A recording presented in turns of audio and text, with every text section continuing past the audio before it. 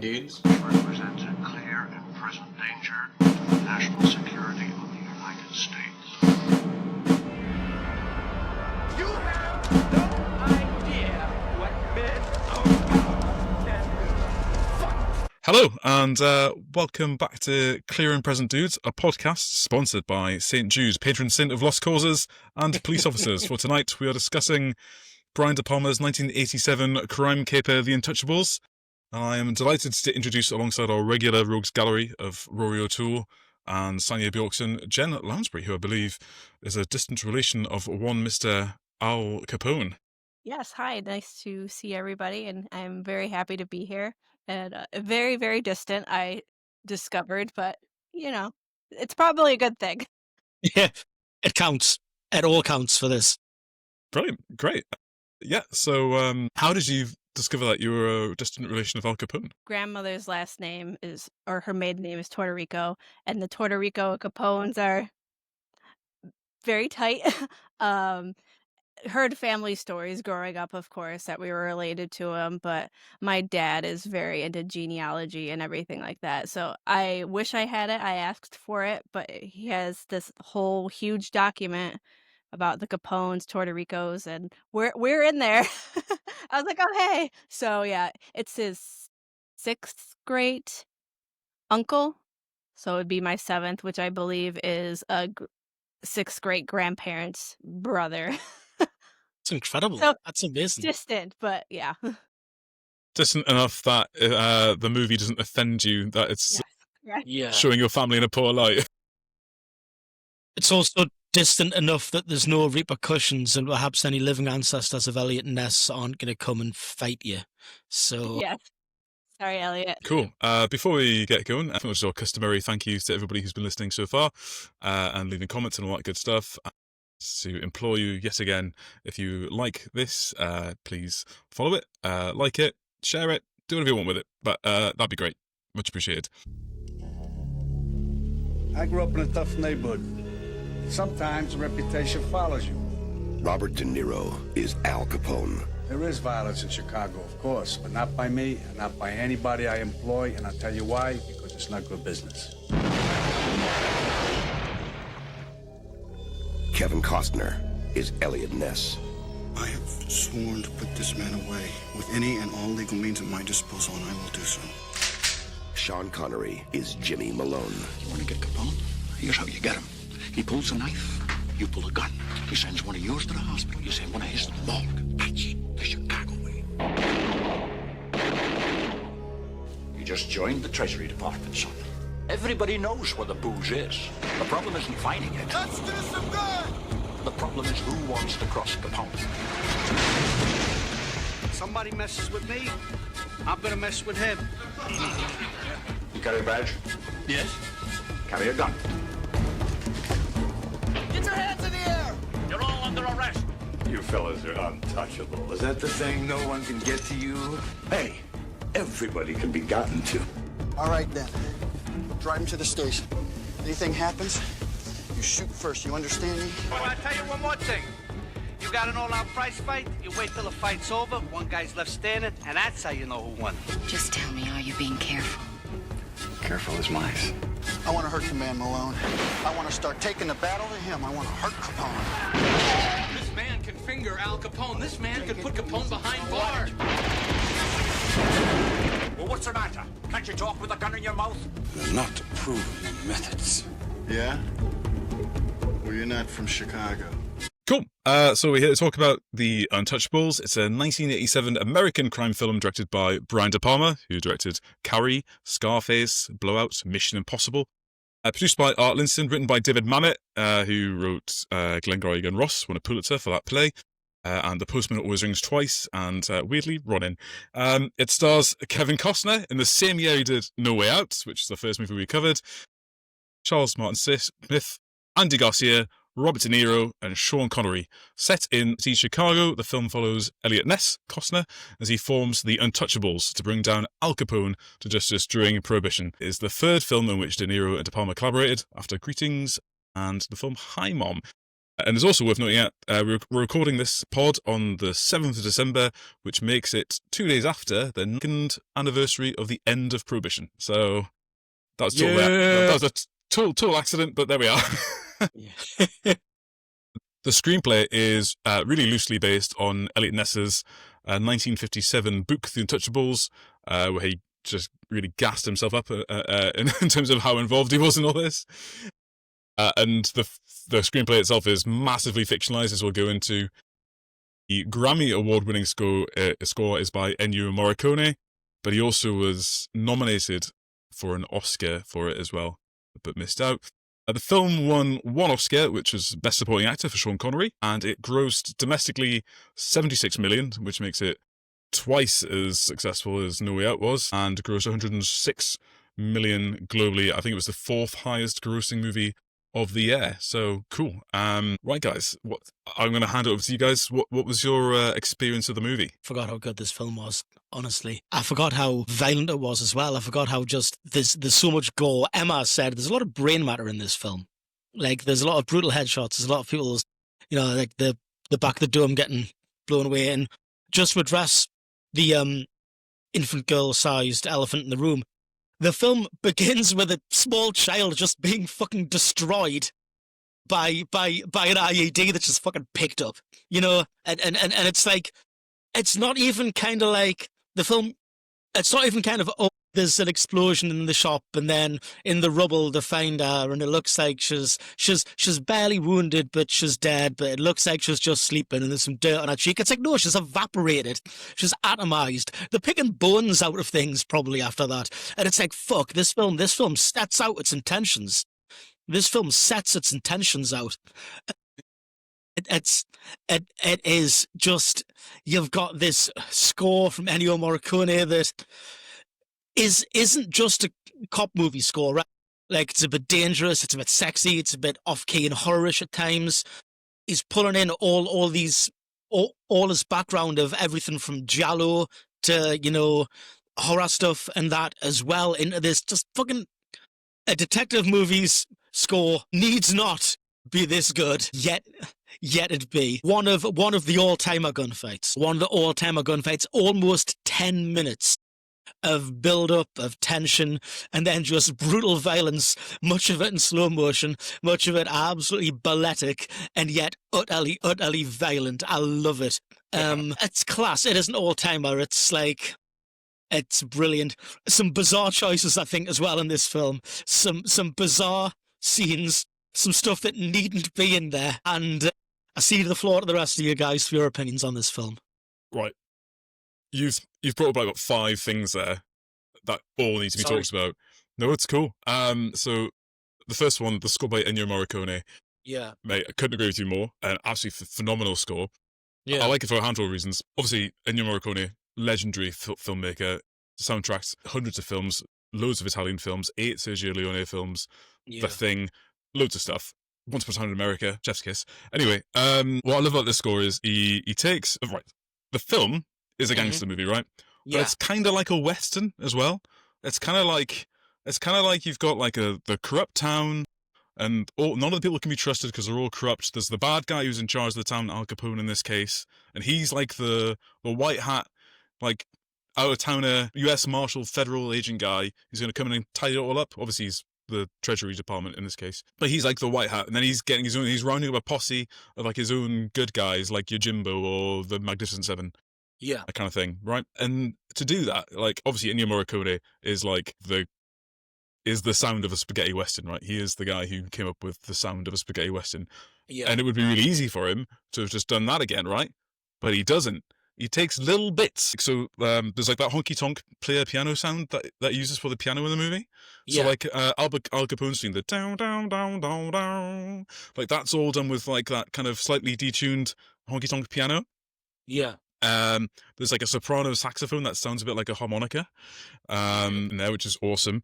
And then my favorite thing about the Ennio Morricone score is the fanfare where they start like winning, when they do that raid on the post office, and when they do like the charge across the Canada bit, which didn't happen in real life, but yeah. And then the final courthouse bit. Yeah. It's like this really kind of like again, doesn't go to the Western tropes for the sounds of it. It is like this beautiful fanfare with like that, like arpeggiated, like it sounds like he's like a white knight, like on a charger with a flaming sword, kind of coming in there and like winning the day. And it sounds like they're not like a bunch of cowboys; they're like knights on a holy crusade. And they keep saying like Crusader cops, and they're like on a crusade. Yeah. So the score like elevates it. I've shot my word early on Ennio Morricone. I was going to say that for needle drops, but you brought it up, so I've done it. The other thing you talked about, man, is the Potemkin thing. We're going to hold that till later. We're going to talk about this the Odessa Steps bit later, because that deserves more time. I'm going to cede the floor again and wing it around the room. Sanya, Jen, what are your thoughts? Yeah, I thoroughly enjoyed it. I wasn't expecting the I don't know if you guys expected it to, the scores to go that hard. I was like, wait, what's happening right now? This is amazing. It took turns I was not expecting. Like it felt Western at some points, you know, like actual cowboys going out. I was like, where did this come from? I was dying at the scene with the baby on the stairs. Like what is happening right now? And I went down a few rabbit holes in terms of the Capone violence that I kind of saw, and I was like, oh, this is very, very violent. And the little rabbit holes of things like, did he or did he actually not do these things in real life? So I really enjoyed it and glad I watched that. Cool. Weed. Sanya, we kind of came up with this movie because you'd mentioned that you've seen it before. Yes, us talking about all this intense violence is sort of my fault, I suppose. Yes, we've touched on the immense amounts of violence. I am usually not a gore, blood, and violence person at all. I don't enjoy that in films at all. Somehow, for this one, I'm okay with it. There is a lot. I was mostly rewatching it, amazed by how much tension it builds the entire time, despite by today's standards being a fairly slow-paced film. Agreed, yeah. Yeah, I agree with that. I think it gets you early with so the first scene we've seen in the movie is the setting up piece for Al Capone, where he's being interviewed by the press whilst he's being shaved by that guy, and he comes across really genial, and everyone's laughing at all these jokes, but then the barber cuts him and draws blood, and everyone's like, "Oh fuck." Because they all think, oh my god, this guy could fly for handle any minute, but we don't see it yet. We see him be gracious about it, and then continues on. But that's the initial kind of character beat of like, Al Capone might not be the nice guy he's coming across as, because everyone's a bit afraid of him. And then, as you said, Rory, you know, we get the scene destruction of the child. Yeah, it's in the. That's absolutely horrific. It's in the screenplay like that as well. Just has like the girl get cut off mid-sentence, and then just the shot face is gone. Holding it, it's horrible. And even like later on, thing I could like just come to like collect some food for a sick mom or something like that, and it's like, hey, Mister, you forgot, you instantly atomized. Yeah, there's a bit more setup for it actually in the film than there is in the screenplay. Weirdly. Yeah. In the screenplay, so you know how in the film they have a bit of an argument about the green beer, which was a real problem at the time during Prohibition. So obviously, you'll know this as a brewer, there weren't the controls in place for like sanitary brewing processes that there are now. So what they used to have a lot of during Prohibition is like bacteria growing in the brew, I guess, which would make it into like a sour, horrible mix, and they'd call it green beer. Yeah. So that guy's saying he doesn't want to buy any more of it off Capone's organization because it's no good. And the guy's like, yeah, fine, buy. And then leaves the briefcase there. He just needed to wait like 7 years before craft beer got big and sours were in fashion. And it's like, you know, oh, Mr. Capone, you've saved my fucking hipster bar with a food truck outside and exposed brickwork. And, you know. And it's probably worth mentioning at this point that the movie is less based in fact and more based on the Untouchables TV show from the 90s, 1959. This isn't the only time that Brian De Palma would take a TV show from the 50s and 60s and then turn it into a movie. Did the same thing with Mission Impossible. But yeah, so why I say that is Elliot Ness is the star, is the main guy here, which is he was no doubt, you know, a key figure during this period, but he isn't the guy who brought down Capone ultimately for tax evasion. That was just a different guy from the IRS called Wilson. Elliot Ness in real life at the time was, 27 years old. In the TV show, he was kind of portrayed by a guy in his 40s. They've aged him back a little bit for the movie, so Kevin Costner was in his mid-30s when he played him as well. Casts Elliot Ness as a family man he was married, but he didn't have any of his. He adopted a son after the events of the movie. Didn't have a daughter. Didn't have a baby.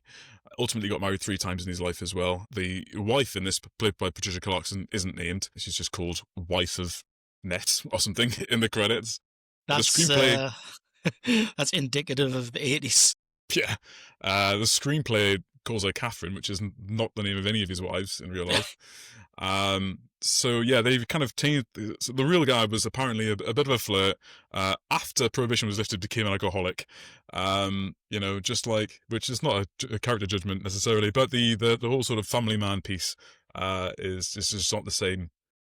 So they've done that on purpose to make him into this kind of like Gary Cooper, Jimmy Stewart kind of like white hat, good guy cop, high noon, man who shot Woody Valance kind of thing going on there. He obviously joins. There's the whole initial piece where he tries to make his mark, but he hasn't got any allies yet, and nobody wants to help him. And they have that initial first raid in the docks. What's everyone's opinion of that absolutely unhinged Mad Max looking snowplow that they use, by the way, for the raid? That's wild stuff, right? That's crazy. I mean, people talk about like the militarization of like American police now, but back then they're driving like a fucking Mad Max war rig into a building. It's like, okay, cool, dude. Amazing. Is based in part in fact, apparently. So that shock and awe kind of like smash the doors in, don't give him a time to think kind of thing is what he did ultimately. Sweet. So that is, I'm not saying the war rig necessarily. It's like, witness me. Just like him and all his boys got the silver spray paint. I would have Ride Eternal. Fucking Ride Eternal on the Chicago road. Yeah. Christ. You don't see that shit in Chicago PD. Sir, you do not. So yeah, so he has that goes horribly wrong, and then we meet my favourite character and posthumous friend of the pod, Sean Connery. Like I said, I'm being fucking accused by people of running a Sean Connery podcast. I mean, if we didn't have plans for the month of January, we could do like Seanuary or Conuary. We could do Conuary. However, we all know there are plans for January. Michael Manuary, you mean? Michael Manuary. Maybe just save it for next year. Yeah. Well, we could move that to March. Man Madness. Man Madness. Michael Man Madness, I like it. So what do you guys think about Connery and his introduction as character, as Malone? It's made. He's got echoes of your dad, mate, I'm sorry. But every time I see like an old school cop in a film, it's like, that's some Norm energy.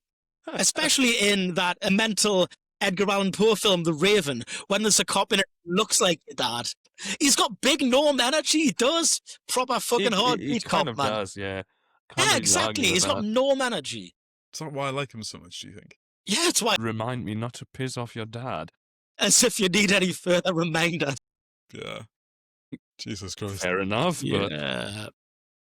I kind of enjoyed when he was kind of poking at the, what's his name? Andy Garcia's character to try to get him to, be that person that they want to pick and like getting him riled up. Yeah, that is so good. That's brilliant. He was testing him. He was like, if I pull out a sap, is he going to put out a gun? And he did. Yeah. Yeah. I mean, partially he's testing him, but part of it's like racism activated. Yeah, you do get a bit of actual safeguard racism from him later on, don't you? Yeah. He's giving him shit about his name change and stuff. What's your real name? It's like, whoa, man. Well, that's him rallying him up, but there's a bit later on where he's having that fight with the chief of police guy. Yeah. And he starts lamenting what's happened to the city since all the Italian Americans have come. Yeah. I really like his fight with the chief of police because it's like, you can tell Sean Connery used to box a bit, Like, he still has the physical presence of someone who, could actually chin someone in a back alley. And I like that. I love that from him. He's like an older guy who like looks like he could still give you a bit of a hammering. And I think he's class. He's got good like physicality about him in like fist fights and stuff, even getting older and stuff. I think there's a bit of a difference between like in Firefox, that scene when Clint Eastwood is in the that bathroom fight scene. And Clint Eastwood is a guy you can see shoot people all day, right? But he doesn't have the kind of like, in my opinion, in that film, at least the kind of brawler physicality that Sean Connery's got. Sean Connery looks like he could like drink like 12 pints of heavy and then knock you the fuck out in the car park of like a flat roof pub, you know? Very specific cultural reference.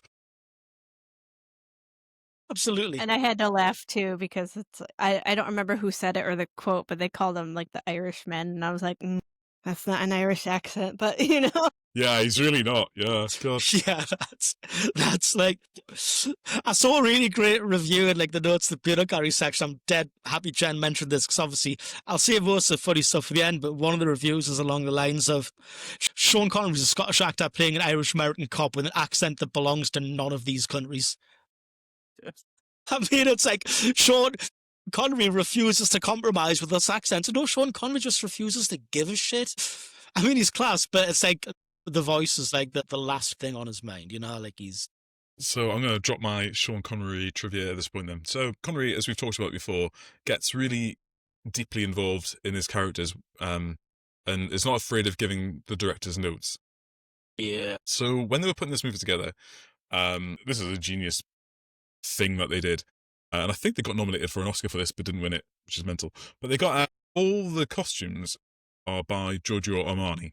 So, like, all the suits that everyone's wearing, which is great because it's a brilliant era for cool suits. And they did lots of little things, like, to try and maximize seeing people's faces, they made, like, the brims of the caps a bit shorter than they would have been in the actual 20s and 30s. So that you didn't get, like, lots of, you know, brims of caps obscuring people's eyes and stuff, which would have made it probably a little bit too noirish, I guess. Because this movie's not really a noir, is it? It's too bright. No, not at all.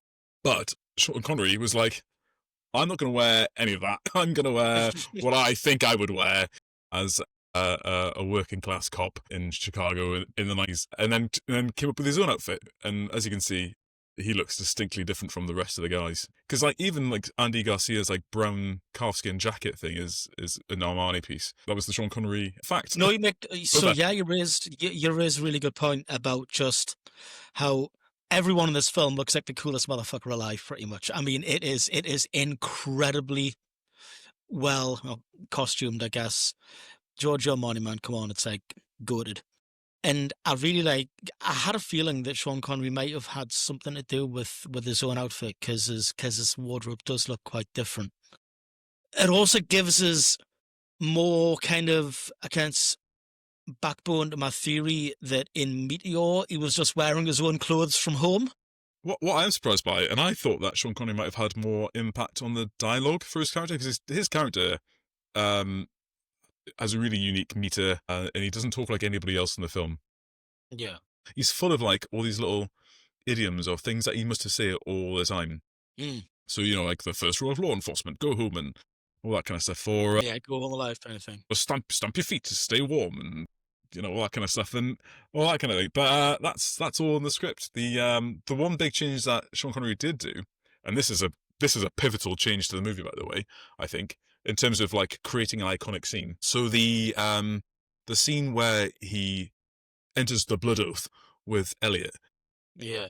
With like, you know, how far are you prepared to go? If one of him pulls out a knife, you put out a gun. He puts one of your guys in the hospital, you put one of his in the morgue. That's the Chicago way. That scene was originally going to happen like in that bit of the police office, and it was Sean Connery went, you wouldn't talk about this in the police office. You would have there is a line in the script that says these walls have ears, and they go out and have the rest of the conversation on the street. But he said, put that up front, and we'll go somewhere where people wouldn't talk about it. Because I'm an Irish Catholic, we'll do it in a church. So it was his idea to do it in that church. So you got an incredible shot looking up with like their hands, like Michelangelo, the Sistine Chapel, and you got like looking up at their heads, and then you got like the massive vaulted roof of that incredible cathedral in Chicago. Like that was Connery's idea. This film is so Catholic. I mean, you could probably easily get away with saying that like 90% of cop movies are very Catholic, and then this is one of the most Catholic films. I have a slight interest. I love what's the podcast? Or not podcast. Okay, I'm gonna draw a blank on it, but they explore the way special effects are done in movies. And I was looking to see what was done in this movie, and glad you brought up the church scene because I think that was they called that his signature 50-50 filters to keep the foreground and background. Split diopter. Yep, splitter. Yep, because Incredible. having some knowledge of that, I was like, how are they doing that? And yes, yep, to keep both things in sharp focus. I was like, I love that. interesting. That's such a good pull, and I'm glad you brought that up because, yeah, again, you see that quite a lot in like 70s pictures, and then it kind of fell out of fashion, but like Brian De Palma sticks with it, and yeah, it's like a signature thing that he kind of pulls out. He does it in this. He does it in, I think he does it in Mission Impossible at one point as well, which is like wildly unpopular kind of shot then. But yeah, there's lots of thing that that's sort of linked to this.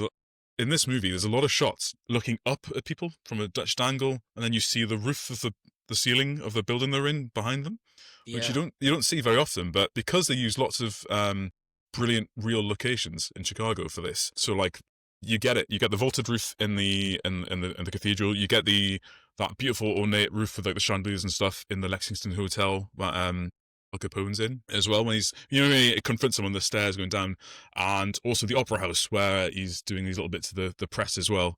Yeah. If a guy steals from me, I say you stole. I don't pick him up for spitting on the sidewalk. All that kind of stuff. That's brilliant. Yeah, cool. Really good pull. I love that. Thank you. Cool. So we have that cool meeting on the bridge between Malone and Connery. Jabs him with a nightstick. What's with a Mahaska? And who would claim to be that which is not? Love that. Brilliant. And he's like the special source. He's what Elliot Ness needed to start this investigation proper, because no one was going to help him, but he's got this one guy, and he's got all the good advice. Don't trust anybody. You don't want to avoid picking a bad apple. Don't get one from the barrel. Pick one from the tree. And then we go and see Andy Garcia, and we're getting the kind of wrangling the posse, putting together a team sequence. Andy Garcia, we talked about in our last episode, doing a weird foghorn leghorn thing. But in this movie, he's fantastic, right? And just when he's introduced in this like incredibly turbo cool pistol range sequence, when like the camera kind of goes down like the ranks of the dudes who are shooting in like a normal kind of stance of the time, and then he's been turbo fucking alley with his revolver in his like tracky bottoms and that. Joggers to our American cousins, but in his pure tracky bottoms, and he just does that incredibly rapid draw and just what's essentially a fucking augmented Mozambique drill, because there's a few in the chest, then a few more in the head, and it's like, it's sick. I actually had a go at like trying to replicate that today at my local range with a 22 caliber Mark 6 Webley air pistol. Fucking hell, I'm so bad at that kind of draw, it was embarrassing. I mean, like, I've shown Mike the video already, and like, I've got a bum shoulder, so like, it's difficult for us anyway, and like it's like it's like a period accurate pistol. It's a heavy fucking pig of a thing, and it's like, and there's just a friggin' moment when I'm trying to like adjust and get an actual sight picture, so it does not look as cool at all as how our boy does it, and it's sick. It's what a scene. Then of course you've got, as I said, Connery's like, I'm gonna get some fights out with you. I'm gonna give you shit about your changed name. I'm gonna, get you raged up, and yeah, it's brilliant. He baits him into joining the team. Our fourth untouchable is a guy, a fictional character. I should point out that Malone wasn't a real guy. I think he's meant to be a real guy who's called Marty Lahart, who was a real Irish cop who did help Ness out. He already knew Ness before he came to take up this particular role in Chicago, and he actually outlives Ness as well. So he survived these events and died after Ness. There isn't a one guy who fits the role of Andy Garcia, and I already mentioned an IRS guy who was running a different investigation and didn't meet Ness during it, but he's kind of inserted into the movie as this character Oscar Wallace, who is doesn't get a chance to properly say where he came from, but he's now part of the team, and he's the guy who keeps bringing up tax evasion. And it's like, obviously, if you know the history, you know that's what he eventually gets done for. So it's kind of like, I mean, inserting that. I will say something about this guy's character. this is America. They're not going to make the IRS the heroes of the film, right? I mean, yeah. Could you Jen, imagine, am like, I wrong? Department of Works Am I and wrong on Pensions? this one? Yeah. Yeah, like No, not the IRS. It's like everybody's like, ugh. yeah, I don't- yeah. It's like fuck that. Can you imagine like a similar British film would have HMRC as the heroes, and literally no one would go and see it. It would do worse than Morbius. Well, the reason why they kind of did this, what everyone objected to was like a rich cheat getting away with not paying his taxes. So Oscar Wallace, he's the fourth Untouchable. Yeah. And it takes a little while for his idea of getting for tax evasion to sink in with everybody. And when he, because Elliot Ness is like is feeling a bit glum and down about, when he first introduces himself, he just literally walks out of the room. So it's like, no, fuck this. I'm gonna come back, and there better be a 6'2" Chad in the position of this standard issue fucking 5'4" nerd. Yeah. This little man who might have fucking contagious polio. No. So in the screenplay, after the failed raid at the very beginning of the movie, he actually writes a resignation note, and he's about to hand it in before that guy comes in, and like, I can see that why that wasn't in the movie, because that would have been like ridiculous. Like, we've just had the scene where he first rocks to work, has one bad day, and then he's like immediately going, "Oh, fuck this!" Like, it's like, that's not very heroic. I mean, I have worked with people who've literally done that, but then again, I don't work in law enforcement, so We have tried half a time. We didn't get Al Capone. I am out. yeah. So Yeah. then we get the really cool bit, which is Malone proves his worth and has the good intel straight away on where the booze is, and is like, right, I need one more guy. We need one more guy. And Oscar Wallace walks in, going like, "Oh, the dispensary of this fund," and everyone's like, "Shut up, nerd!" And he's like, "You're a federal agent, yeah? Carry a badge, yeah? Carry a gun." And like, It's a great delivery. And then it just cuts them, and again, it's awesome music, and it has like pan up of Yeah. the street, the one street they've decked out to make it look like the 1930s, and they just confidently stride across it with these like pump action rifles, walking towards like broad daylight, walking into a post office, which a lot of people would probably be alarmed at. And as they're walking through the post office, you see people are like going, "What the fuck is going on here?" Yeah. Like, What I love about that scene is I am pretty sure at no point do they identify themselves as federal officers. They just walk in. They just like, walk through in the back. with fucking shotguns, and it's like, what the fuck? So Like, good. like it's like America. And there's a brilliant bit which they added in the movie, which isn't in the screenplay. So Yeah. they get around the back, and it's like the door that is for the stairwell that's got a little sign that's saying like "stairwell out of order," whatever. But it's clearly just the door into the warehouse where they're storing all the booze. And in the screenplay, they just break in straight away, like literally, like Connery just grabs an axe and just cuts into it. But they have that really cool moment where it's like, once we do this, we're stepping over a line, like in the last time, and then it cuts to like Connery, and he just goes, it's like, "Yeah, ready to go, let's do it." And they break in, like, "This is a raid, federal agents," and then like guys like, "No, this is still good. This is still good." and fucking just shooting up at the ceiling as well. That's like the 1920s. You go in, fucking shoot holes out of the ceilings, like, "We're the police, man." Amazing. "Where's your warrant?" And just hits him on Where's the your stomach. warrant? "There's my warrant." How do you think he feels, better or worse? We always laugh so much when we do police films. You notice that? Yeah, I do. It's so good, man. Yeah, brilliant. God. Okay. Yeah, so that's the first success, and they kind of highlight the big important point, which is like, everybody knows where the booze is. It's just like nobody wants to cross Capone. So this is them like putting themselves out there, marksmen now, kind of thing. Yeah. Well, I love the narrative economy of that. Like, literally, like, I know where the place is. We're gonna go straight there, do the first raid. That's it. And then they get to like their celebratory dinner, and where they get the iconic photograph taken, which is really nice. I like that scene.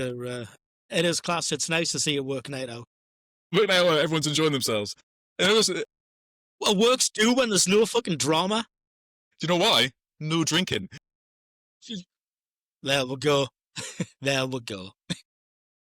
Oh man. Couldn't be Yeah, me. I've got a works night out coming up for Christmas, obviously, coming up shortly. And my boss wants us all to come in the next day and climb up a hill. It's like, have you ever seen Band of Brothers where like they climb up Currahee at the beginning, like 3 miles up, 3 miles down? It's basically what my life's going to be like next week. I'm not looking forward to it. Brutal. Don't let your boss feed you spaghetti beforehand. But yeah. It's just an afternoon of like, actually just literally say it on the XTM as well. It's like an afternoon of like lectures. We're running up Curry, gentlemen. No pain. Depending which path you take off, that might be a lecture that could cause serious bodily harm, but oh well. So, yeah, they have their works night out. They introduced the St. Jude's. It's really nice. It's better in the movie than it is in the screenplay as well. They don't talk about that in the screenplay. There's just an awkward moment where a waiter tries to give them grappa and they all thin him out. And this is like it's probably the only clunky bit of David Mamet writing in the screenplay is he just says, Malone says to Elliot Ness, once he's thinned out the waiter, he goes, "You're all right. I like you." And it's like, he would never say that. No, he would not. He would deny liking anyone. I'll tolerate your presence. Here, man, you're proper sound. So, once again, I've talked loads. So that's the first little bit of the movie. Any other thoughts bubbling up? So we get the sequence starting when like they're introduced and stuff like they have the work, but when they have the works night out and having the nice photos taken and stuff. After that is the next bit when they just head for the border and they do this crazy operation in Canada. Yeah. The only thing that's in between is Capone's baseball bat speech. Yes, that is brilliant. I was watching that. Obviously, I know what happens in it with Emma, and I'm like waiting for like the shoe to drop, and she's just kind of like just chilling watching it, and just the scene when just there's that explosive violence, and he just raised the shit out of him with a baseball bat. It's fantastic. It's man, Bobby De Niro. He's got that dog in him for just controlled bursts of psychopathy. You know. Yeah. Love the whole sequence. Just gonna bring up there's another little rabbit hole I went down under for Capone because it's like I've granted my distance in relation, but family was saying like he didn't do things like that. He didn't shoot up the wall of people. I know that scene. They were saying that real life incident was potentially not done specifically by him, and they were trying to blame it on his like other people that worked for him because they did in fact die from gunshots, not just a blow to the noggin. So, but yeah, there were other marks that suggested that they weren't just beating by bats. So take that for what it's worth, but there's a lot of myths around Capone and whether or not he actually did those very violent acts. And That is really interesting. The family was like, he was set up. Okay. He was a simple businessman. Doing business. The CIA did it. They set him up. Yeah, so I think related to that, there's so the round table dinner piece is a fiction, I think. And then what they've talked about is the potential real life incident is that there's a couple of lieutenants that were looking to unseat him that he then executed. And then there's an argument about whether it really happened, but like there's one argument that he did hit them with baseball bats and kill them that way. And then, as you've alluded to, talk about they were executed maybe at his word or maybe not at his word, but by other people and then shot them up. Yeah, so it's really interesting. Yeah, and this is a thing we're going to keep coming back to is that this film over-eggs how violent Capone's organization was in lots of ways. Without wanting to spoil it too much, they didn't go out of their way to like kill cops. Or certainly not federal officers. They did do some of the bribing, but they didn't do the violence so much because that would have brought them too much heat, and it would have got the organization shut down a lot quicker than it ended up being. But yeah, no, really good point, John. Mike, you mentioned looking at the shot from that scene when the camera's like looking down, and you said it looks like there's like a knife stuck in his neck or something as well, and you thought maybe that had been cut out of it. Yeah, I haven't had a chance to rewatch that bit, but yeah, so I looked at that and I couldn't find anything about it in the screenplay either.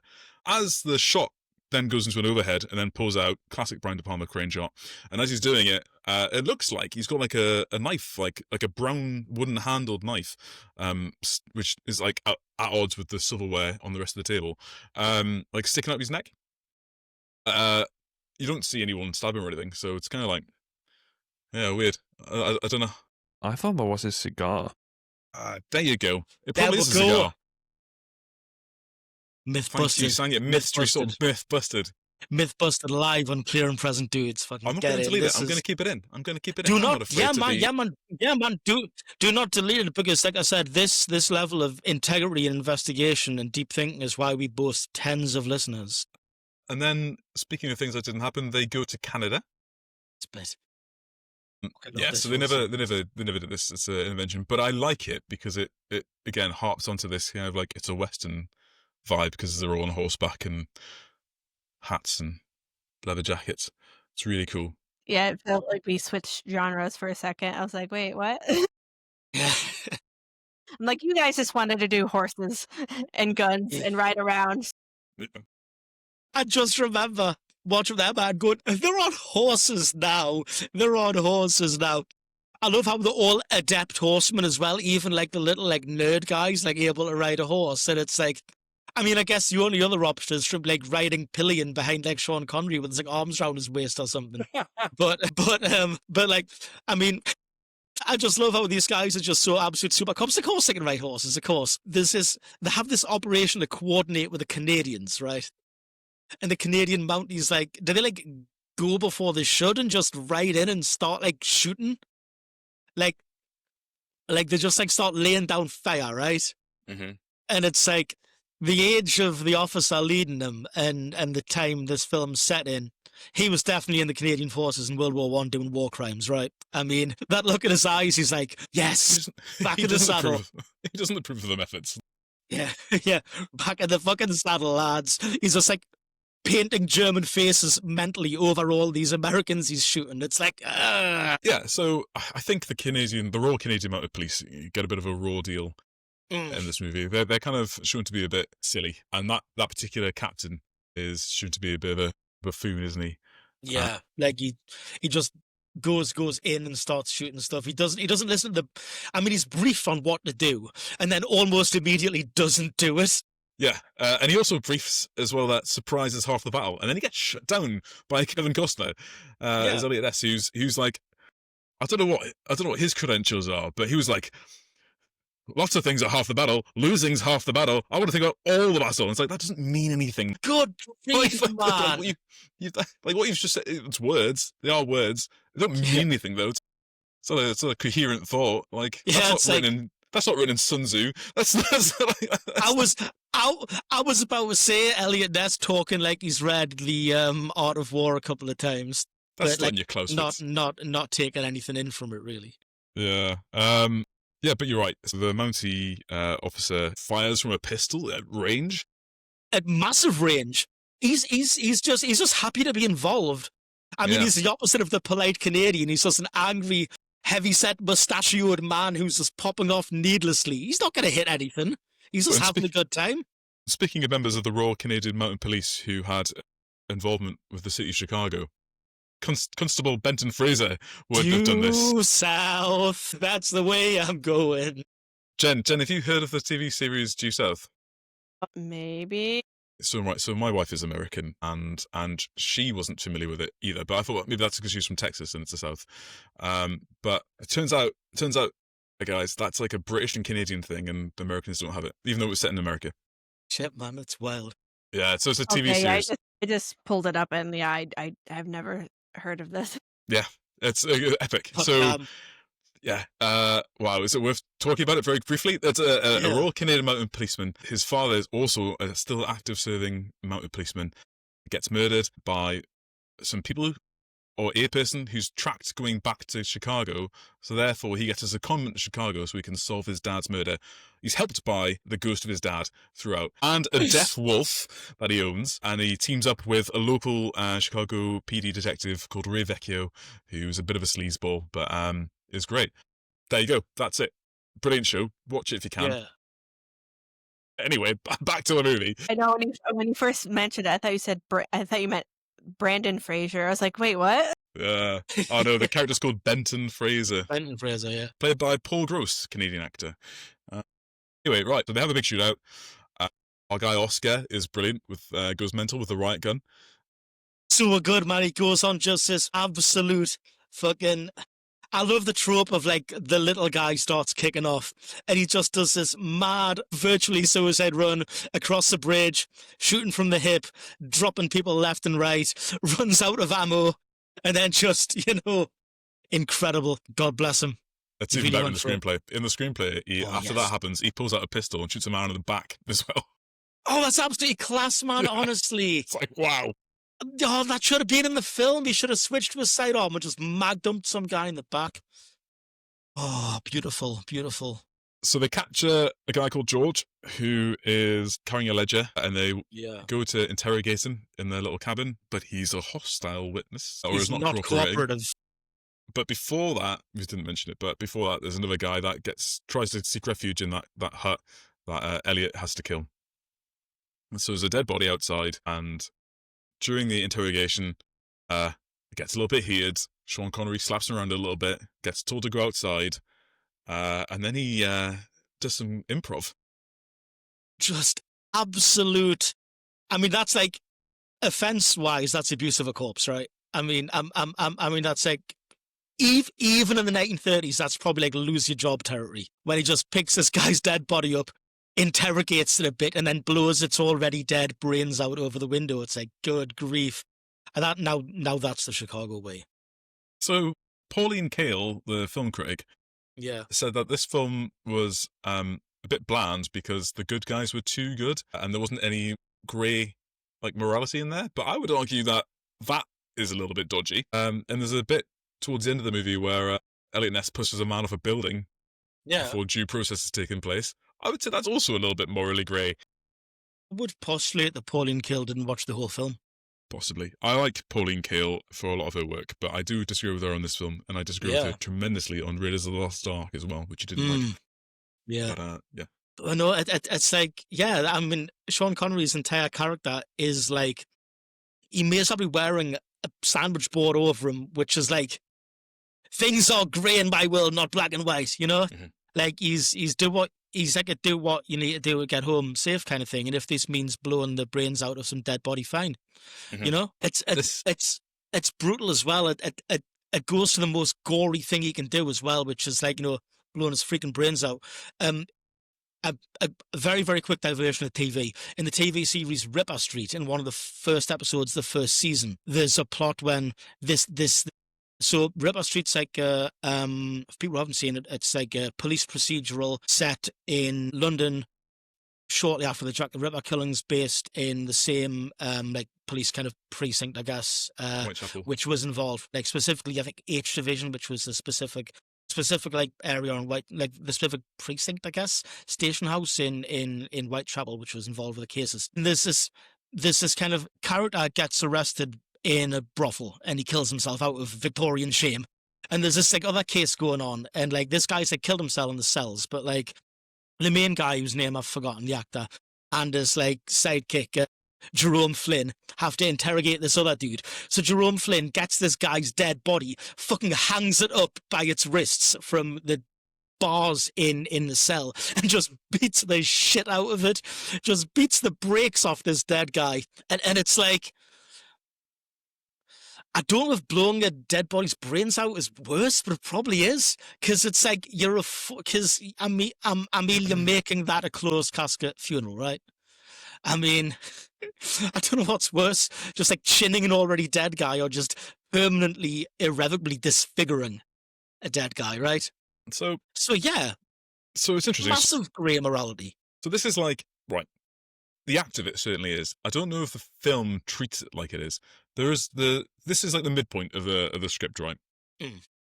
And it gets a bow tied on it when the Canadian officer goes, "Sir, I do not approve of your methods." And he goes, "Well, you're not from Chicago." And it's like, this is them saying, right, this Untouchables, these guys, their unit is set up, they're fully embedded, and they've had to take the fight to Capone's guys on their terms, like their violence. It's a bit like in one of my favourite films, The Life and Death of Colonel Blimp, where there's that incredible speech between Theodore Critchnall-Schuldorff and Clive Candy, where they say, like, if you want to beat Nazis, you have to use Nazi methods, because if you try and do might is right and be good and respect the rule of law and everything, you'll get beaten, because they don't care about that, and you've got to meet them at their level to wipe them out. And that is in the script in this as well. So like when Elliot Ness is making that case to the judge right at the end, he's like, I've become that which I've beheld, and I need, and this man's a killer and he will kill again, and I need to stop him, kind of thing. That's what he does. So the component parts are there. So this bit happens at the midpoint, and that bit is where he gets to at the end of the movie after he's killed Nitti throwing off the building. But the vibe of the film doesn't really reflect it. Like we're still kind of on a roaring high here after like this successful raid, and then the next thing we get is like Capone kicking off about it and being like really annoyed about it. But like there's no inner turmoil with any of these characters. They all fully believe in what they've done and what they're doing is right. And we, as the audience, we swept along going, yeah, fuck yeah. Sean Connery should have shot that guy in the head to make the other guy talk, because those guys need to be stopped, and these guys are the good guys, even though they're doing the exact same stuff. I think as well, historical context of when the film came out and what's in the media and stuff. And we're seeing films when cops are going to massacre everyone and get away with it kind of thing. So yeah, like it's watching it in like a 2025 mindset. It's like, oh shit, that's actually a bit fucking shitty. That's kind of like, that's abuse of a corpse, dude. That's messed up. But in like a 1987 mindset, it's like, the police should massacre everyone to see and then kill them again once they're dead. So it's weird to think about it. So this movie came out in 1987. Obviously now it's been like 92 years, 90 odd years since the events of this movie took place. In 1987, it was like 45, 50 years. Yeah, that's something I was just thinking a day. Like, so it was a lot closer. There were people like alive at that point who'd been involved in that, It's a bit like, exactly. There were guys on set who were there involved, who were like technical, advisors and so on. It's a bit like, the comparison now would be something like Once Upon a Time in Hollywood or something, like set like late 60s, early 70s, So it was much closer to people's living memory at the time. That's a weird thing. I think the other thing as well is because it's the 1930s and it's like a foreign country to us. Yeah. Like everyone, even the hoodlums, even the worst criminals are cutting around in these like incredible Giorgio Armani suits and stuff. It doesn't land for us the same way as it does now. And because of it, and even though again, it's really, white Catholic versus like Italian American story, essentially. That's never really brought into sharp relief too much. There's a couple of scenes where they talk about it, but really, if we're watching it, there's a bunch of white people in a room talking about it. We're watching a bunch of white people shoot each other. Yeah, when Whereas, obvious kind of. I mean, like, there's a time when like Italian American people weren't considered white by some people at the time, kind of thing, and like. Yeah, but in this movie, it's Robert De Niro who's like one of the most renowned actors of his age at the time. I'd be interested to see how this movie would have done had it come out in 1992 or something. Like immediately after Rodney King. I don't know if it would have made that much of a difference because it's so different looking. And people might not have drawn the same equivalences. But at the end of the day, it's a bunch of cops going around shooting people like without any blowback on them whatsoever. Yeah, no real oversight. Probably overthinking this a little bit. I don't know. Maybe it's not that kind of movie, but don't know. So the next thing we get is De Niro kicking off. I want him dead. I want him dead. I want his family dead. I want his house burnt down. I want to piss on the ashes. One of the greatest crash outs in cinema history. Yeah, it's an all-timer crash out. All-timer.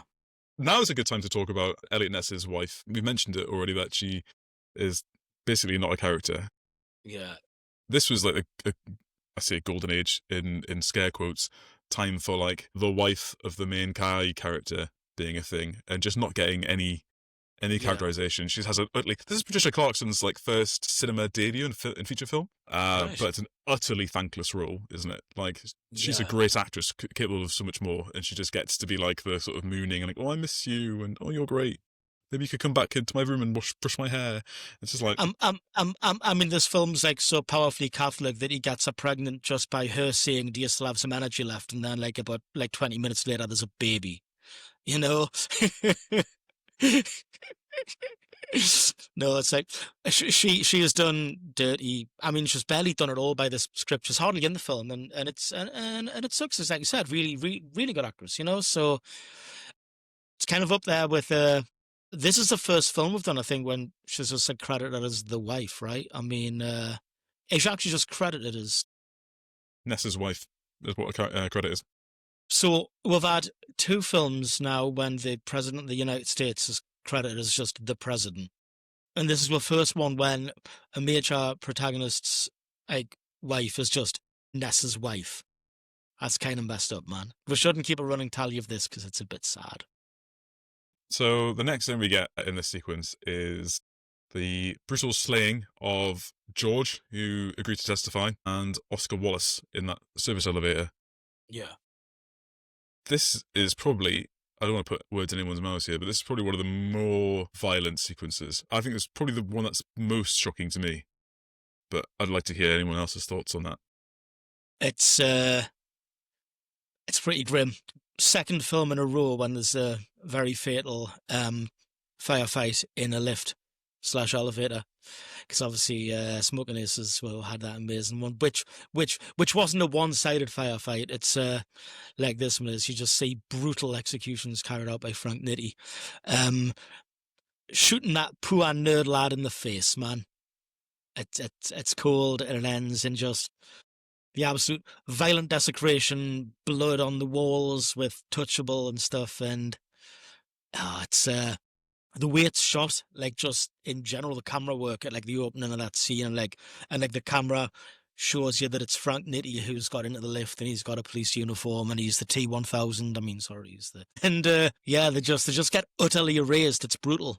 I really enjoyed it. I mean, yeah. Yeah, I This was film definitely is see tremendous. and then like at that point, it's like, well, you guys are apparently no longer untouchable. And it's like Yeah. probably more real for them that their team's now getting taken out. Absolutely thinned out. Loki making an appearance. Hey, Loki. It's Look good. at him. Oh, little dude. Oh, Am I the only one here without access to a cat? Yes, amend that. That is outrageous. This is It is. unfair. You are Amend missing that. great joy in your life. They should let me keep cats in the barracks. You need a barracks cat, mate. You literally need a Yeah, like barracks cat. Like the Navy cat from like was it during World War II? They had the cat and they made him his own little paperwork. Was his name George? The one that was rated as an electrician or something. I think so, yeah. it has all the funny little jokes in his paperwork. Yeah. Yeah, it's like, oh my God. Incredible. Oh, yeah. I would generally, Get a barracks cat, dude. I would just Mike generally not recommend for the Royal Navy to take on board any German cats. Why? Have you not heard of Unsinkable Sam? Oh, I have That's heard of right. Unsinkable Sam. Yeah. One of you should tell the tale at this point. I'll let. Tell the tale of Unsinkable Sam. Spin the dit. So that was, if I'm not mistaken, the ship's cat of Bismarck, which was rescued after the sinking and put on the next best British vessel, which then proceeded to be sunk. And once again, the cat was rescued and put on another Royal Navy vessel, which in turn again was sunk. And once again, the cat survived. I don't know if they did it like trauma. a third time, but eventually they gave him like a shore post in Gibraltar or something, and were like, we are not letting this cat on any more ships because what the hell? Absolute Gemini. I was going to say Yes, they should have named him Midshipman Hollum. incredible scenes. That's wonderful. Scenes. So good. Yes, so the Untouchables are now touchable. Yeah. Little historical note here as well. So the beginning of the movie, an alderman from one of the districts in Chicago tries to bribe Ness. And he's one who says, "Oh, you guys untouchable? Is that it?" Really, they were awarded their name from a journalist called Charles Schwartz of the Chicago Daily News, who coined the term untouchables. So just a little bit of history there.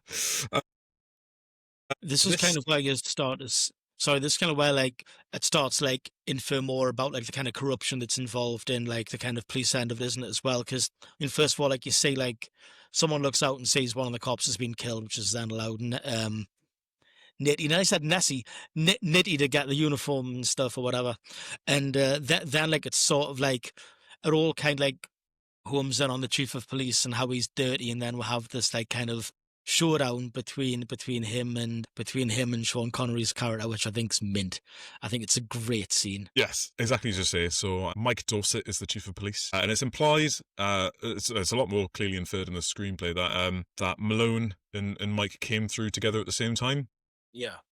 and that Malone's obviously kept his morals and it has put him back in the police, so he's still walking the beat as a beat cop 30 odd years into his career, whereas this guy has made himself up to a chief because obviously he's played the game and he's looked the other way when he's had to and all that kind of stuff. He's also revealed, however, to be the source of the information for like some of these raids, so he's obviously like goes back with him a long way. And he's trying to help him out, but at this point now, it's gone a bit too rich for his blood. He doesn't want to be involved anymore, and now he wants to be out, and he doesn't want to help out Malone anymore. And he says to Malone, maybe don't get involved, maybe go out of town for a bit, maybe just keep out of trouble, kind of thing. And that's no good for Malone. So the inciting incident, I guess, is that the DA doesn't want to continue with the trial because they've lost a key witness. Even though they've got other physical evidence to tie it together, which is not strictly true. Well, there's two bits that aren't true. So in real life, the IRS investigation came to this. They preserved the witness didn't get killed, so he did testify. The bookkeeper did testify, and the DA was never against it for reputational damage reasons. He just always wanted to do it. But for dramatic effect here, they've made it so they need to get another silver bullet in order to get it. So they're going to get the actual bookkeeper, this other guy, Walter Pace, I think his name, Walter Payne, sorry. Malone needs to get the information about how he's going to find out where he is, and he's going to get it from this mic, and that's why they have that brawl in the alleyway. And it's a great fight, and I know you want to talk about it, Rory, so tell me about that fight. To be honest, I've said really all I wanted to say. I like the fact that it's Sean Connery showing the fact that he does know how to throw hands, that he's like believable. I mean, I always said that in like the Connery Bond films, he plays an excellent thug, he plays an excellent brawler. And most of the films when he has to kind of, slap people around a bit and give people a bit of a beating, I think he's really believable at it, and it's class to see. It's a character of great pathos for me. Yeah. So again, it's hinted at more clearly in the screenplay, but he carries his dad's police badge and has the same number as his dad. He's living up to that memory of his dad, and I think that has been his moral compass going forward.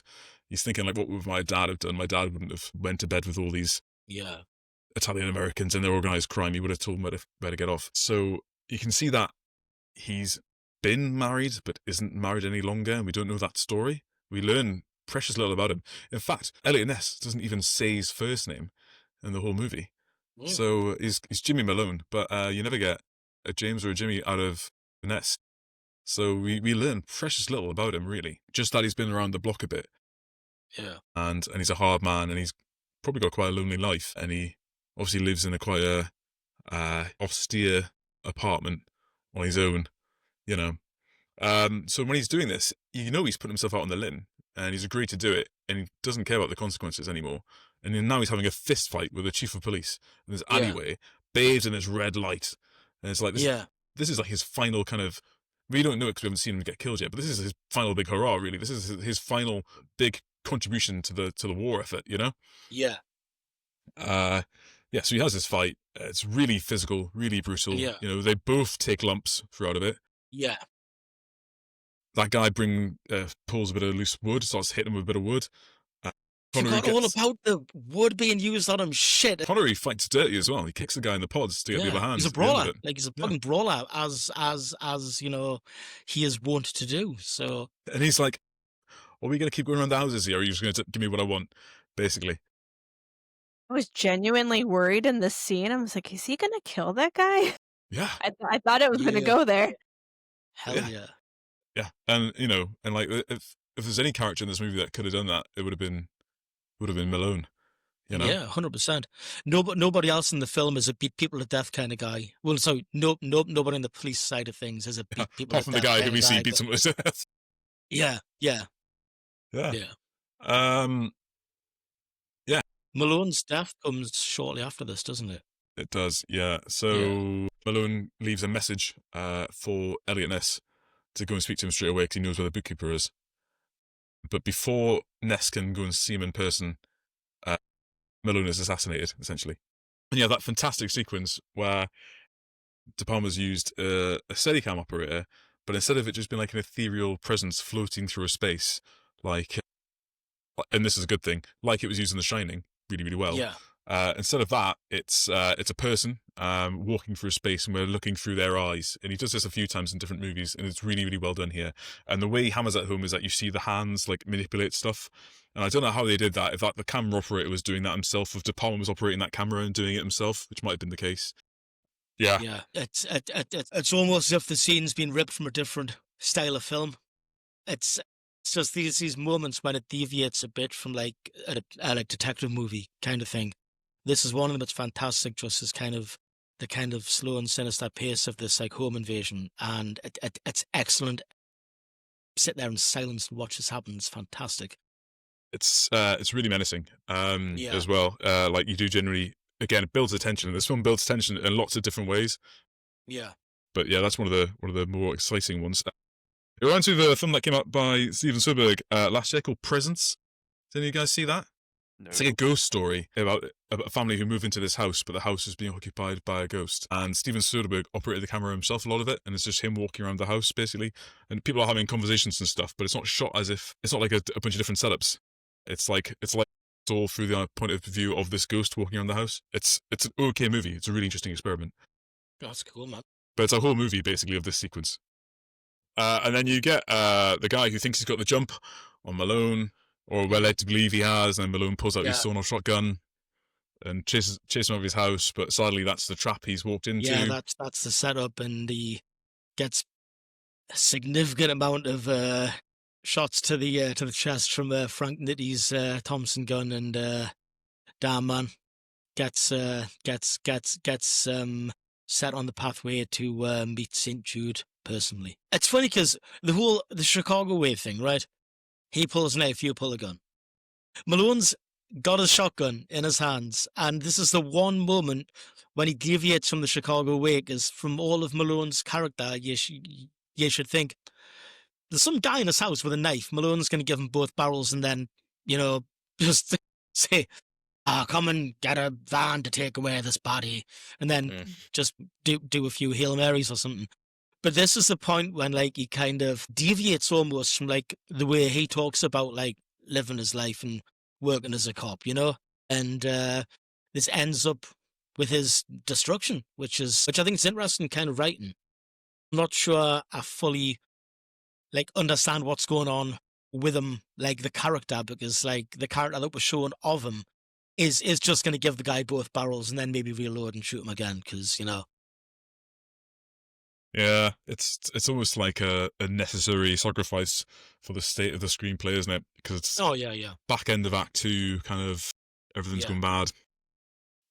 I get that. But I think from the first time I saw this movie, when I was like in my probably early teens, the image of Connery crawling along the floor, leaving that massive blood trail behind, is that's the indelible image that this movie was in my brain until I started rewatching it again on the regular in my 20s, because I love this movie.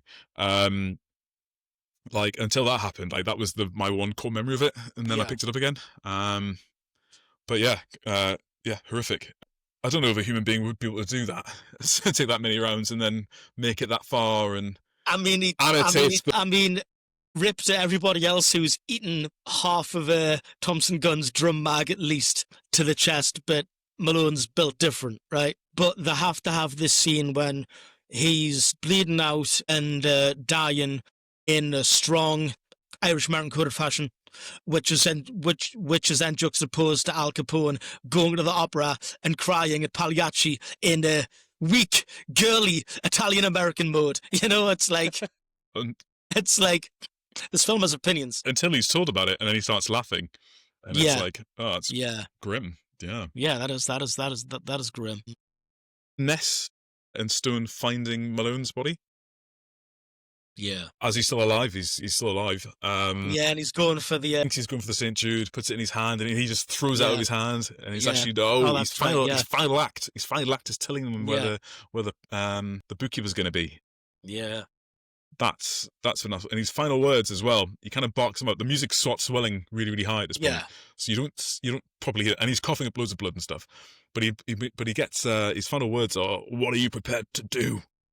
And then he dies. And it's like, and that, of course, that is like the the big theme of the movie, isn't it? For the Yeah. Untouchables, what depths are they prepared to sink to? Again, I think it gets lost a little bit in the hi-ho silver kind of fun of it all. But yeah, a more artsy-fartsy film might have lingered more on that. I wonder if like David Mamet kind of workshopped having his last lines to be, "Here endeth the lesson." There's a lot of so this is a classic Mamet thing, isn't it? There's lots of repetition of different little phrases throughout the movie. So we have that, and then the next thing we get is one of probably the greatest, most iconic bits of cinema that has occurred purely because of a budgetary constraint, which is the Odessa Steps homage in the Chicago train station. So just to, I'll let you guys run with it, but I'll set it up by saying that in the screenplay, there's two sequences that I will cut out, and the first is there's a whole, frankly, ridiculous sequence where they look for the bookkeeper, because the bookkeeper is betting on the ponies, and the ponies betting on is called Paymaster. And they decode that and realize they're going to go and find the race where Paymaster is running, and they go to this place. Turns out it's all a big setup. There's a giant gunfight that happens. Loads of people die, including what they think is the bookkeeper. Turns out it's a decoy, and they discover it by ripping off a fake mustache of him. So they don't. That's not in the movie. And then the next sequence, yeah, I know, right? Not my missed opportunity of the movie. Wait a minute, this is a fake bookkeeper. Pulls up a little mustache. Come on, man. Yeah, literally, and like bad. Yeah, and then Malone's like, "Oh, looks like we're back to square one." It's the all is lost again. Yeah, and it's just like, yeah, that doesn't need to be there. So that's like 5 or 6 pages you can cut out. The other bit, the big climax, where they get the real bookkeeper, was meant to be taking place on a moving train. So Elliot Ness and Stone like rush ahead and park their car in the middle of the tracks, and then hightail it back further along the train, I guess.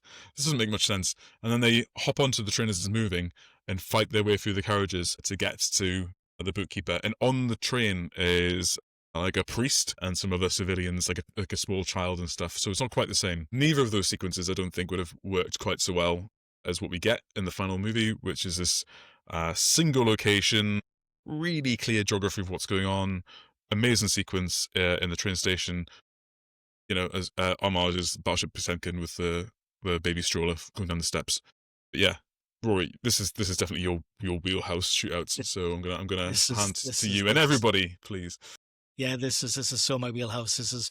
I just watched this scene just earlier before we started recording, just to kind of remind myself of it. It's 9 minutes long, and it packs so much in. They didn't need to go as hard with this. They didn't need to make it this good, and yet it's incredible. From the opening beats of it, from the angles it's shot at, the echoes of Stone's footsteps through the building,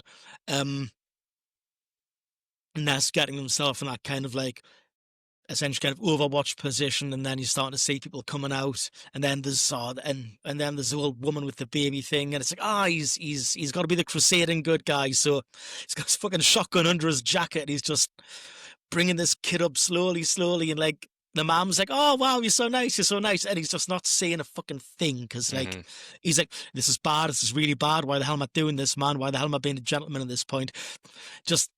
And then when you start seeing the kind of filtration in of the bad guys, and they're coming through, and like there's no clear like front line of kind of contact in the scene. There's no like the white hats are on the left and the black hats are on the right kind of thing. It's obviously you've got both of our heroes are in like kind of odd positions for the gunfight, right? Because Elliot Ness is essentially they're like around him, right, pretty quickly. And then Stone kind of runs in from. Go on. I was going to say Ness is almost essentially in what you'd call like a kill corridor. Basically, yeah. He's put himself into like, because he's enclosed on either side by higher ground down a straight line funnel, and he's blocked by the bollards on the his side of the. So the stairway is broken up into 3 lanes essentially, with 2 sets of bollards going down them, handrails even for bollards, and so he's stuck there like trapped on like one side of the and then just he gets the carriage almost to the top of the stairs, and then that one guy that he'd previously beaten up who comes out, and it's like it's on. There's only like literally one more step for this thing. He turns around and just one-handed tags on the shotgun, and it's off, and it's crazy. And I love the mom's reaction. I just love how ape shit she goes, because you would. And it's like you're watching her whole arc, her whole development is, oh, this is a really nice guy who's helping me with the baby carriages. Oh, you're so gentleman, you're so nice, you're so cool. And he's not said anything like, be cool, but I'm a federal agent and we're on a job kind of thing. He's just been stoic and stalwart. Maybe he doesn't like talking to women that much, you know? I mean, we're all a bit on the spectrum here. He could have that going on, but then he just whips out his emotional support 12 gauge and blows this guy away, and the mom is just screaming, just going fucking nuts, and straight away there's just this massive amount of gunfire as Buddy Stone runs over with a pistol in each hand. You see some excellent headshots. There's those bits when those poor fucking sailors just try to help, man. Those poor matlows. Dies. Poor guys, they're in a peacetime navy that didn't expect this shit to happen on the streets of Chicago. They didn't expect it to happen at all, and they get zapped, and it's kind of like, this is the point when it goes so slow motionally, so balletic. It's brilliant. And you noticed how Elliot Ness is like ambidextrous in this film, right? Like he shoots with his right and his left hand. I saw that because the first shot he takes is with his right hand, isn't it? Yeah, so he's using his shotgun right-handed. He drops that, he switches with sidearm, which he pulls out from a cross-draw holster, like under his armpit. And then when Stone gives him his other pistol, he's using his left hand for that. Because he's holding the baby carrier with his right hand, and Stone's holding it up with his feet. But in the raid scene at the start of the film, I'm sure you see him holding his 1911 in his, is it 1911? I think it might be. In his left hand. So I'm incredibly autistic about guns, and I think that's pretty cool. That's pretty... yeah. There's just, it's merciless, the violence. There's not just blood, there's gore, there's bits of, as my wife pointed out, brain matter splattered around. Yeah. And then it gets to the real climax, the real culmination of it, when Elliot Ness and Stone manage to stop the baby carriage, and there's that one guy who's like, I'm getting out of here with the bookkeeper, and the amount of sweat that's pissing off the guy, it's incredible. It makes Tom Sizemore look positively dehydrated, you know?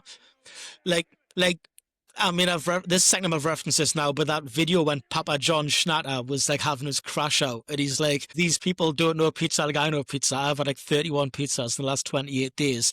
And he's just more sweat than man. There's that fantastic scene. There's a fantastic culmination that everyone knows, and it's one of the fucking best parts of the film when it's like, you got him, yep.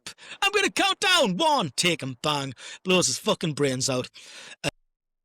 And then there's just a significant amount of gore on the wall. The guy falls down dead. Mike, you were saying in the screenplay, doesn't it say that his head just erupts? Stone raises his gun and fires, and the bodyguard's head disappears in a shower of blood. That's what it says in the screenplay. It's like, ugh, that's pretty horrible. That's actually more gory than what happens on screen. Yeah, that's the Tarantino version of Rambo, isn't it? Holy crap. Yeah, it's pretty. That's crazy. There's nothing in their arsenal that's going to make someone's head completely disappear unless it's like a 12 gauge at fucking incredibly close range. There's two really cool things about this sequence I want to raise. The first is when Elliot Ness locks eyes with the guy who's got the bandage on his nose. Yes, yeah. So that's not in the screenplay, I don't think. And that's the bodyguard that he punched in the face and the stomach. Yeah. Who's coming down to stop him when he goes to Lexington to confront Al Capone. And he's like, because he's like, you killed my friend. And that guy's like, I don't care. And he punches him in the face and goes, do you think he cares now? That's that guy. So that's a really cool bit of like, that's him going, right, it's on now because I know that guy. Yeah. These are his guys. I know that guy. So that's a really cool bit. And that guy knows him as well, more the point. That guy knows him. It's like the both. You're the guy who punched me in the face. Yeah, like the both aware of each other at the same time, and that's when everything changes and it's fucking go time. That's why he's got to make the hard man making a hard decision thing of letting the fucking baby go. Emma, by the way, was like shit the whole time with that baby carriage. Yeah. The way how brutal this video or movie was, I was like, that baby's not making it out of this video too. They're not afraid to the carriage takes fire. It gets shot as a It whole. does, yeah. At least once it takes one hit, right? Like towards its like real. Yeah. The other cool thing I want to point out was we get early exposure to the weapon that Andy Garcia throws to Elliot Ness at the beginning. Yeah. So, because if we hadn't seen it earlier in the movie, it would have been a cheap trick to go, by the way, Andy Garcia just happens to have 2 guns. But when Sean Connery is trying to goad him at the beginning at the shooting range, he doesn't pick up the pistol he's just fired with. He picks up a second concealed weapon that he's got on his person, which is the really small, snub-nosed, like silver one. And that's the one that he throws to Elliot Ness. Uses, yeah. It's like, I love that this guy's going through police academy, right? And he's got a fucking backup gun for his literal training sessions. It's like, this is the guy that you want. It's like he's like, listen, 2 is 1 and 1 is none, right? Yeah, that's what we say. But I love, obviously, because it's like based on, like you said, the really iconic scene of the Odessa Steps in Battleship Potemkin, and I don't think the baby survives in that film. By the way, I watched that scene earlier, and I think it's inferred that, you know, like the whites wipe out pretty much everyone on those steps, including the baby. Brutal. You've got like these like kind of interesting scenes as well, because obviously like the scenes in Battleship Potemkin, the baby's looking so distressed, like incredibly distressed, and in the Untouchables, because there's only so far that can go, the baby isn't looking that like agonized, you know. That step scene is riffed on, and it's a whole trope of itself, and it's got a TV tropes page and stuff. And I've had a quick look at other things in which it's been kind of sent up. So in films, I don't agree with 100% of these, because it's like, are these really homages? In the film 71, Gary knocks over a woman pushing a pram while being chased by IRA gunmen. That doesn't sound right. In the film Brazil, there's a short sequence that remakes the 3 most iconic shots, but with the baby carriage replaced by a vacuum cleaner. That's probably legit, because Robert De Niro's in both. Evil Easter 3. Ozu shooting the Nazi ape in the eye recreates the famous eye scream from the scene, which is incredible, but something that made me laugh here. Can't speak to that one. It references a film called Fantozzi. Fantozzi. There is a film within a film in this Italian work. No, I've never heard of this film, but this sounds actually rad. In the second installment of the movie series, the titular white-collar worker, Ugo Fantozzi, is forced alongside his colleagues to watch a much longer parody-named version of the movie as a routine ritual demanded by his boss. It is during the Odessa step scene when the protagonist snaps and yells, "To me, Battleship Potemkin is nothing but crazy bullshit." Then the narrator, Fantozzi himself in first person, remarks in an epic tone. 82 minutes of applause ensued. This film sounds bonkers. Right. We also have the French Connection has 2, a mother pushing a baby carriage being shot and so releasing it, plus a shootout down a staircase. No. I wouldn't say the staircase scene, the French Connection, is no homage to the Battleship Potemkin scene at all. I mean, it's so. No. This is like, there's a lot of reaching done on TV trope stock. If stuff happens on stairs, Yeah. like John Wick 4, when there's a really long fight on the steps up to Sacre-Cœur, does that count? Probably not. At segment just a moment, I saw Ellie walking down the stairs, so that's my cat now in her own little Battleship Potemkin scene. So that's wild to me. I think apparently there's like an homage to it in the second season of Andor as well that I haven't seen yet. But I'm trying to think when that would be. Do you want us to pull it up? I'll tell you what it claims it is. In Season 2, Episode 8, a contingent of stormtroopers descends a set of broad plaza stairs while firing into a crowd of peaceful protesters assembling the Yeah. I mean, if it's so is it like the steady, or like marching steadily down and shooting at them kind of thing? Yeah, like in that bit. Yeah, that bit's accurate. So, but and then they're kettling. What is it? They're kettling a load of people into a big courtyard. Yeah. So. Yeah, fair. I mean, that does sound kind of legit. It's, yeah, I mean, because obviously, again, iconic thing about like the Odessa step scene is the fact that the like white troops are kind of marching in like line down the steps and just shooting, marching and shooting again, kind of things. Yeah. Anyway, yeah, that was a clear and present day version, like about 5 different films. Before we move on from the train station sequence, I just want to throw the floor over to Sanya and Jen if they've got anything to add. Yeah. Or not. I was just the I need to rewatch that scene because I don't know where the Navy men where they came from. They just like popped up and were shot. The Is that two that right? pop up, it's crazy, yeah. Okay, just fucking- I thought yeah. I was imagining that. I'm like, I need to go back and watch that because I don't know where they came from.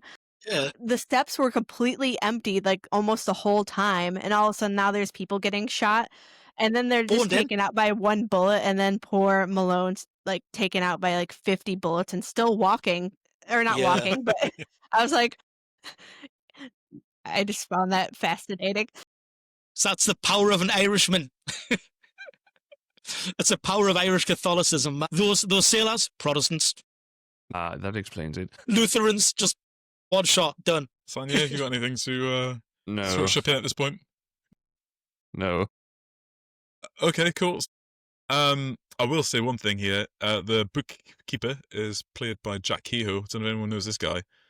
I know him primarily from being in Serpico. I just want to get that mentioned for the third time in 3 podcasts. I love that movie. So with that, they have the silver bullet they need to take Capone to court. So the final bit of the movie is this trial, I guess. So we cut straight pretty much to the DA. The bookkeeper's on the stand, and the DA is saying, we're going to have you decipher all of these entries into ledger, and we're going to have you say where all the money's going. And he's kind of bullying him a little bit. He's like, yes. He's like, oh, louder. I didn't quite hear you. So you've got Ness and Stone, and they're sat right behind where the DA is sitting, and they're looking across over to Al Capone and Frank Nitti and his defense, and they're all looking pretty happy with themselves, and they're getting a bit riled up, like, this guy, we're hammering the nails in this guy's coffin, and he's smiling. Like, what have they got? What's going on there? And then they notice Frank Nitti is packing some heat. He's strapped in the courthouse. So he's like, that guy's got a gun in the courthouse. Get the bailiff over. So they want to escort him out, and so they do. And you see for the final time, you see his wife. That's his wife in the back of the courthouse watching. So, I'm also here. I'm also here. Yeah, it's like, it doesn't explain what they do with her. They pack her off in the night at the beginning of the movie. You don't really see her again for ages. In the screenplay, it says that she's been her off to have a baby. Yeah. It's almost if it's like an unwanted pregnancy of like a Hollywood starlet or something. It's like, So they in the screenplay, she's in a prison in Wisconsin under protective custody. Anyway, they get Nitti outside into the hallway, and this would be a callback to the very beginning of the screenplay, but it's a scene that's cut from the screenplay. But what happens is the guy says, "I've got a permit," and he empties his pockets out, and it says, and he produces a small note that says that he's to be afforded all the protections and whatever he wants, signed by the mayor of Chicago. And he uses that in the screenplay. He uses it in the very first scene, right after he's put the bomb in that pub and blows up and kills that child. He gets stopped by a bike cop as he's driving away, and he produces that note, and the bike cop salutes him and drives away. But they cut that from the movie, and I think that's probably a good thing. Because it hammers in that the police are corrupt too early, I think.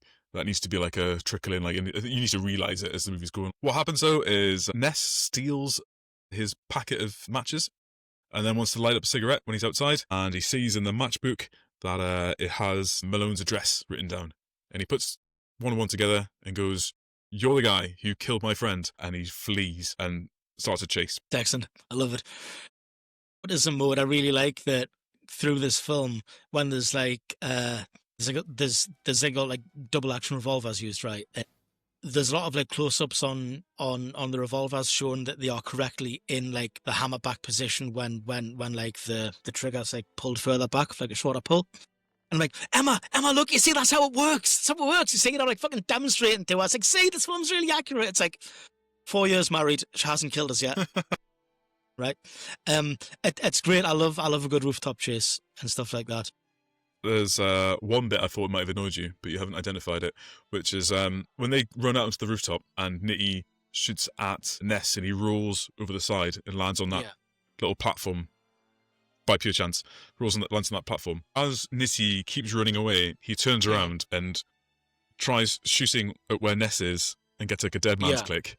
Yeah. And then the next thing we see is Ness actually getting up off that paneling, off that platform, and then climbing back over the roof again. So, like, what was he aiming at? Yeah. What? No, it didn't piss us off, actually. I also was quite impressed to see Nitty reloading as well, because obviously... Yeah, that's the next thing he does. Yeah. Yeah. And it's like, it's the 80s. They're often kind of getting guns wrong in films, and it's nice to see, weapons being handled by people as if they know how to handle them. It's also a period film, so I don't need to get mad when people aren't doing correct trigger discipline, because apparently it wasn't a thing according to all the historical photos we see. Like people are running around with the fucking booger hooks on the bang switches, and it's like, come on, man. I am terrible to walk past like film like kind of posters with MX. I'll go finger, hit a fucking booger hook off the bang switch, son. I want to call out. Maybe we should do it in casting, but I'm going to do it now anyway. Billy Drago, who plays Frank Nitti, is phenomenal in this film, and I don't know. He's looking at his career. He's been in lots and lots of stuff in small roles, and wouldn't you know it, he plays like an evil bad guy in most stuff because he has a pretty like almost quintessential evil grin, right? Yeah. But he's really menacing in this, and his other known for credits aren't of the caliber of this. Like it's like Delta Force 2 with like Chuck Norris, or like Tremors 4. The last thing he did was yet another remake of The Hills Have Eyes in 2006. Yeah, but this is brilliant, and he's really good in this, and he's really menacing, like properly menacing. And I say that because, for all the moral ambiguity that goes on in this film, it is still genuinely like super satisfying when he gets thrown off that building. You feel bad. I feel bad as a human being, but like when they lob him off, and he's like, because he's like, your friends screamed like a stuck Irish pig. Think about that when I beat the rap, and he's like, "Fun, you're not gonna beat the rap. I'm gonna kill you." Yeah, man. God, fucking. Where's Nitty? He's in the car. Oh man. Bars. What a line. Hold up his writing. Is this fire? Yeah. So that's really cool. And then I'm gonna barrel through the end of the movie because we're nearly there.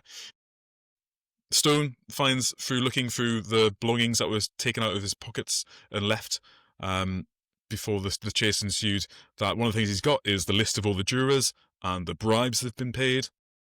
Yeah. They sidebar with the judge to try and get a mistrial or get a new jury. The judge doesn't want anything to do with it. He's like, "Oh, there's no evidence for this." And it's like, mate, it's so obvious, and it's really obvious that he's obviously been paid off as well. But he tells him, doesn't he? Like he says after the fact, he's like, "Oh yeah, so I told him he was on the island. I mean, sorry, on the list in the ledger, in the Epstein book. I mean the Capone ledger." Yeah, absolutely. And then there's a line actually in the screenplay that is not in the film, and it's probably like almost too fine a point on it because it's pretty obvious what's just happened. But it quotes that bit from the Bible in Proverbs. Where is it? Here we go. "The evil flee where no man pursueth." That's what Ness says. Again, more bars. But the point being that the guy's got a guilty conscience, and even though we have no evidence he was in the ledger, just saying it was enough because he knows he's done wrong.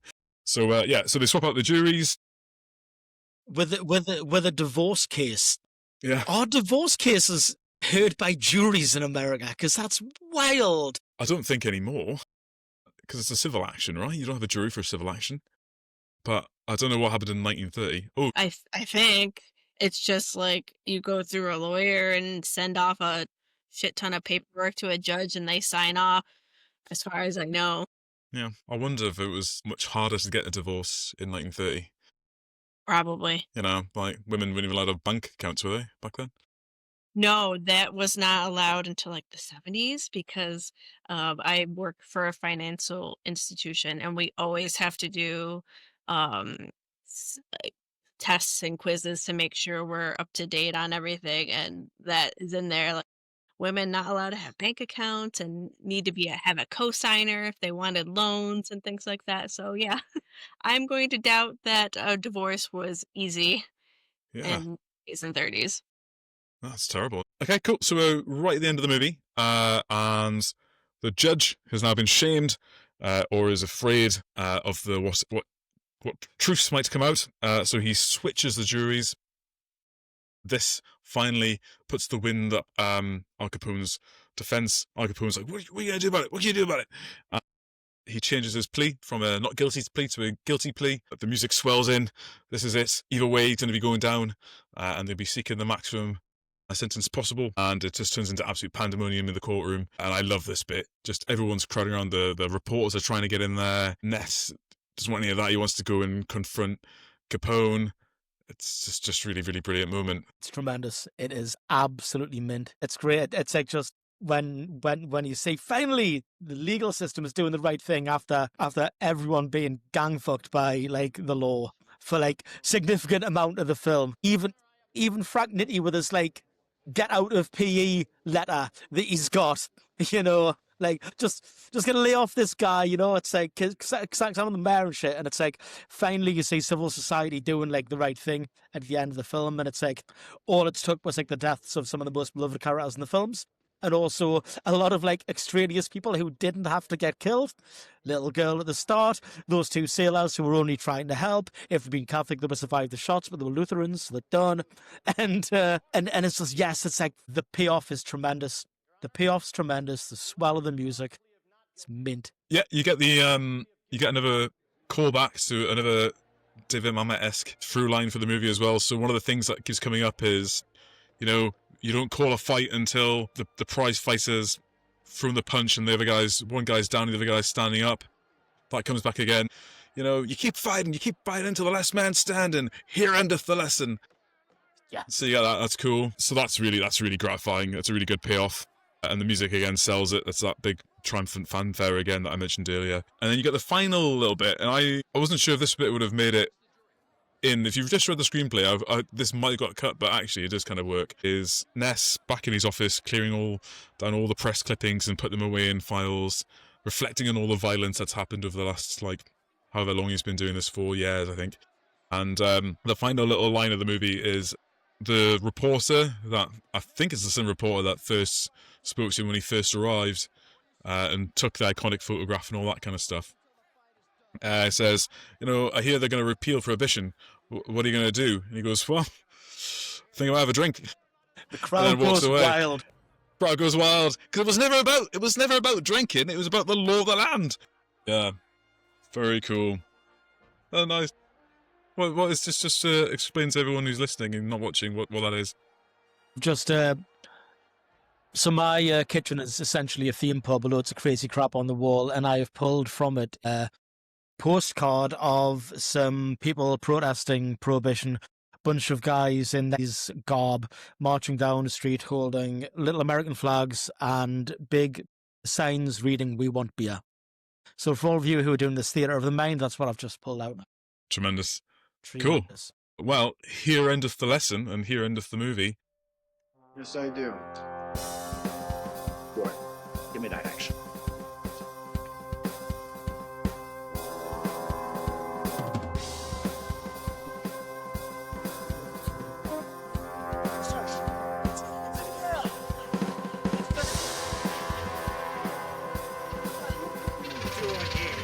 All this stuff is impounded. You're all under arrest. Hey, this isn't right. Hey, this is no good. Got a warrant. Oh, here's my warrant. How do you feel now? Better? Or worse? Welcome back. We're just going to talk through some categories of the movie, as we often do. First one we often talk about is casting, and normally of the smaller bit players in the movie, what other stuff they've been in, and their role in this movie. So in that, we all know who Kevin Costner is, although at the time people didn't necessarily. This was the same year as his big breakout through No Way Out, the first movie we covered. Very much like a guy in his rookie season, pretty much getting a shot at the big time. And this movie catapulted him into stardom, I think. But again, surrounded by seasoned actors, the likes of Sean Connery, Robert De Niro. But some notable firsts in this movie. I mentioned earlier on, Patricia Clarkson's first role was in this movie. A lot of people know her now for being one of the cool parents in Easy A. But yeah, great. Or Tammy Wan from Parks and Rec. I mentioned earlier Jack Keogh, who is a great that guy actor, but his most known for roles, he played one of the bent coppers in Serpico, who's the first copper who tries to get Frank Serpico to take a bribe. He's in The Sting as well. as Erie Kid, and he's also in Midnight Run with Robert De Niro as well as Joey Geyser. Midnight Run's a fantastic film that we should cover one day. We should indeed. God damn, he has done a lot. He has done a significant amount. There we go, Serpico, obviously, Fairmont TV. He's once again another one of the that guys who was in Quincy, MA, Twilight Zone. He's done a lot of great things. He got out of acting in 1997, but he only passed away in 2020. Mm-hmm. Guess he was just resting on some royalties and residuals. Good for him. Someone we didn't mention, but we don't need to because he's famous enough. Andy Garcia, I forgot to mention him. Yeah. A lot of people will know him from Ocean's 11. I mentioned last week that also he was in Mamma Mia, Here I Go Again. But and The Godfather Part 3 was a big one. Here's a one that you're not going to be expecting. Do you guys know who John Barrowman is from Doctor Who? Captain Jack from Doctor Who. So he is one of the policemen in the lineup doing the firing range. No fucking way. Yeah. Well, he really has been around for a while then. Yeah. Hey. Very good. Yeah, that was my most interesting one of casting anyway. Yeah, cool. Any others? I was going to mention Billy Drago's filmography because, like you said, this guy's done an insane amount of work. He does these like kind of bit parts and tiny things, and then he'll like do like just major kind of films like this, and like with which have budgets, you know. And then like a few years later, he's in like fucking Walker Texas Ranger. Actually, you know what? This is sad, but I feel like he kind of fell off a little bit after this film because he's done like he did. I mean, he did like Pale Rider and stuff, you know. And Christ, he was in Trapper John M.D. Brilliant. MASH spin-off. MASH, yeah. After the Untouchables, he does kind of fall off, which is a shame, really. I mean, that kind of sucks. He's busy. He does a lot. He was in, for instance, Secret Games, straight to video, Gun Crazy, Death Ring, 1993, Lady Dragon 2, The Outfit, Deadly Heroes, Cyborg 2, Glass Shadow. He also did The Adventures of Briscoe County Jr. A lot of this stuff was like straight up like in like the cutout bin at Blockbuster, but he's putting in the work. I mean, as you said, he's a guy who plays the villains, but so many of these films that he's done and shows, I will tell you one thing, have fucking really cool names, really cool titles that I want to watch. For instance, one of these ones is called Blue Devil. I want to watch that like now because that sounds class. And then he's in something called Soccer Dog the Movie. So this guy who I think could have played a really good T-1000, I was only partially joking when I said he was T-1000, is up in a film called Soccer Dog the Movie, playing the dog catcher. He was also in that Monkey Business film. Is that the one when like... I have to be very careful with what I'm saying with this film. Hold on, I want to make sure I'm doing... Yes, it's the one I'm thinking of. Two ex-cons tried to frame the good guy detective who sent them to jail. However, a group of kids shut the gangsters' operation down with the help of some friends from the animal kingdom. These films don't sound real. They sound like something from BoJack Horseman. It's ridiculous. He was in Nash Bridges. Holy fuck. Sorry. While you were going through that extensive list of his filmography, I was looking at Charles Martin Smith, who played Oscar Wallace. Yeah. Little guy. Yeah. He was in it, and I didn't know this existed. They made another TV series of The Untouchables in the 90s. Yeah. It had 42 episodes in 1993, and he played like a judge in like one episode. But Elliot Ness was played by a guy called Tom Amandes.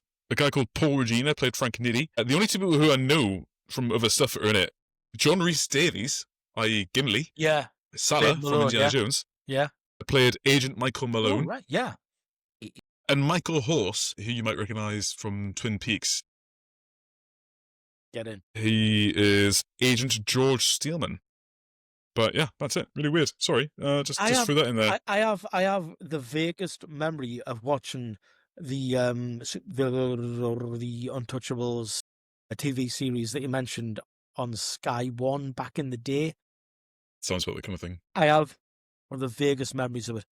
I also have this like kind of weird Mandela effect with some of the, and this kind of ties into the series thing. I have a weird Mandela effect with Sean Connery, because I was convinced there's a scene in the film, and after Malone's been killed, you see his body in like the mortuary, and like the kind of like lifting up the kind of like, you know, sheet to show his face and stuff. And I was convinced that was in the film, and I wonder if that is in the TV series maybe. Because in hindsight, it's not going to be in the film because Sean Connery won't learn another accent. He's not going to sit for 5 hours to have people put dead guy makeup on him, right? You know, he's like, no more of this dead guy shit. You know, he's fine playing a dead guy, well, a dying guy, but he's not going to like sit there and get the Deathly Pallor shit put on him. So I think that's where kind of Mandela effect on that comes from. I tried to see if there was any redemption for our poor little girl in the beginning. Her name is Aditra Cole, and no, that was the only movie she was ever in. So she was probably traumatized. Like, I was blown up in this movie, never again. Man, I just have this idea of like Showbiz parents pushing her into being the kid that gets exploded, and afterwards she's like, that was actually shit. I wanted more lines. You're a terrible momager. And then she just quits. And then she does off-Broadway stuff after that. Shall we proceed to quotes then? Yeah.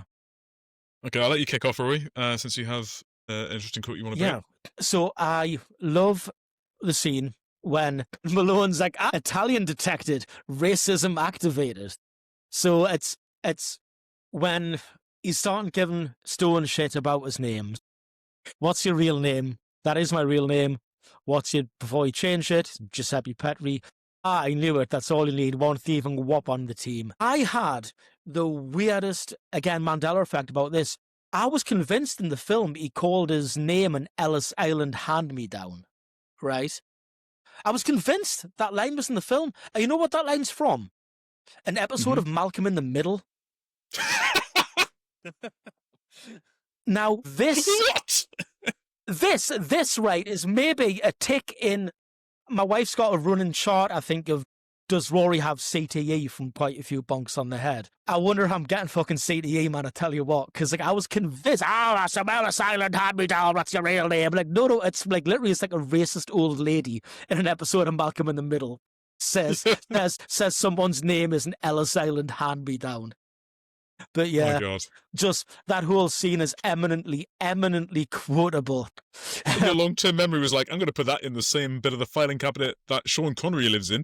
Basically, it's like, I say that you're a lying member of a no-good race. Much better than you stinking Irish shit pig. I like him. Incredible, man. It's like, did we just become best friends? Yup. Brilliant. Absolutely.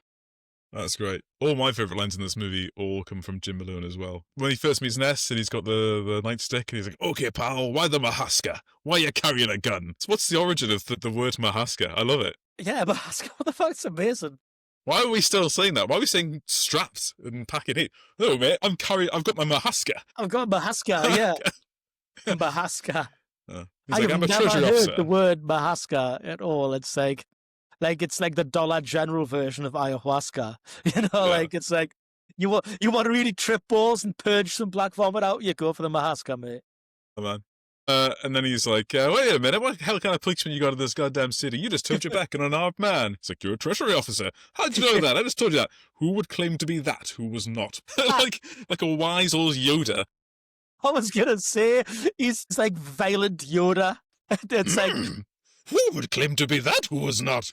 yeah, it's like turn my body cam off, I will.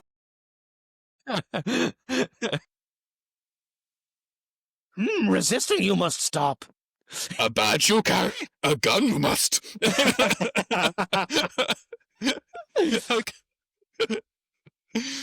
Oh, man. Officer Pro-Nisness reporting for duty. Oh my God. Right. I've got two. So one is the one I wrote you guys earlier, which is just this is amazingly out of context. Like, is this the guy that can finger Capone? It's like, okay, guys, this is taking a weird turn now. I mean, this is very liberal for a prohibition film, but what? With his consent. What is going on that top floor of that hotel? I don't know what. And the other one is just that moment in the train station where Ness says, "Take him." Yeah. So that really shows the change from that. I want to get him, but I want to get him like legally and cool, and I Yeah. don't want to do anything that is like too extreme. He sort of has to get convinced to even shoot someone, and then he's just like, take the shot. Yeah. He's like, shoot that guy. Yeah. Explode his head. Explode his head with your 38 caliber extra special. I think I know we mentioned this at the beginning. I think you pull a knife, you pull a gun. He sends you to the hospital. You send the one to the morgue. It's a Chicago way. I don't know. It is like very extreme. It's just badass. It's bars. That's It's iconic, incredibly isn't it? badass. Yeah, it's fucking Yeah, that's one of those clips that I'll dig out on YouTube now and again just to enjoy that scene again. Yeah.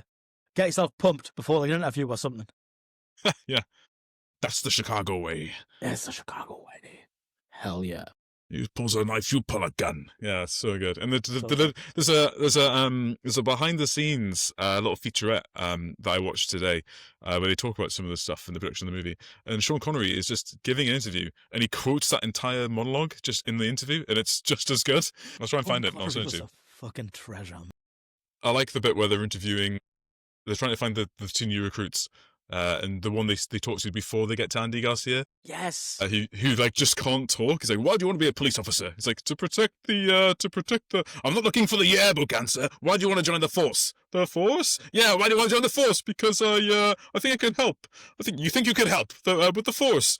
Thank you very much. You've been most helpful. There goes the next chief of police. Bars. So good. Bars, honestly. Absolutely brilliant. That's also not in the screenplay. Like, the screenplay really needed some work to make it funnier.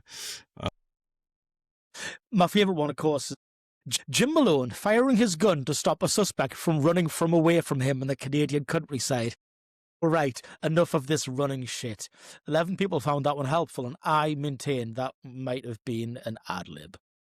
Because I think Sean Connery probably at this point had there was a ticking clock on how much he'd run in a film. He's not going to exhaust himself for these people. He's Sean Connery at this point, man.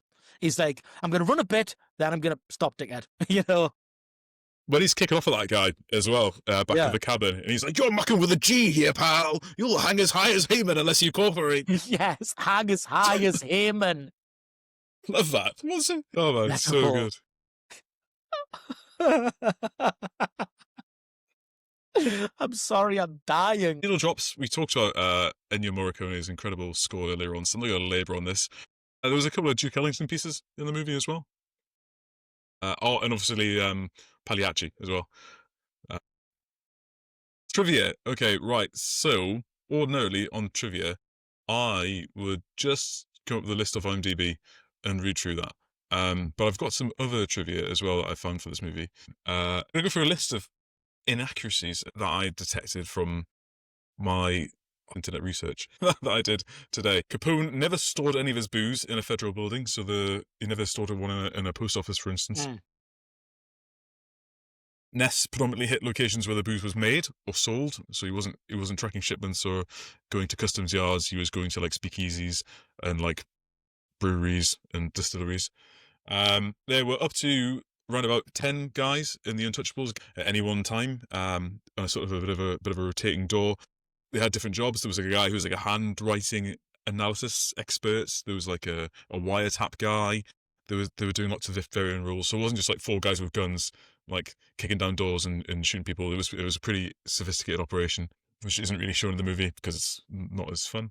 The whole way that Al Capone got stitched is totally different in real life. So the tax evasion was proved similar to the screenplay, not so much in the movie, but they discovered of all the different companies and that were feeding his organization, one of them was a dog track, and the ledger from the dog track hadn't properly encoded his entries and was making payments to just Al, which is really obvious if everyone else has got all these fake names. So then they got the handwriting from that ledger and linked it to another ledger in the organization and made the connection that way, like a legitimate thing that mentioned something like that. And that's how they did that.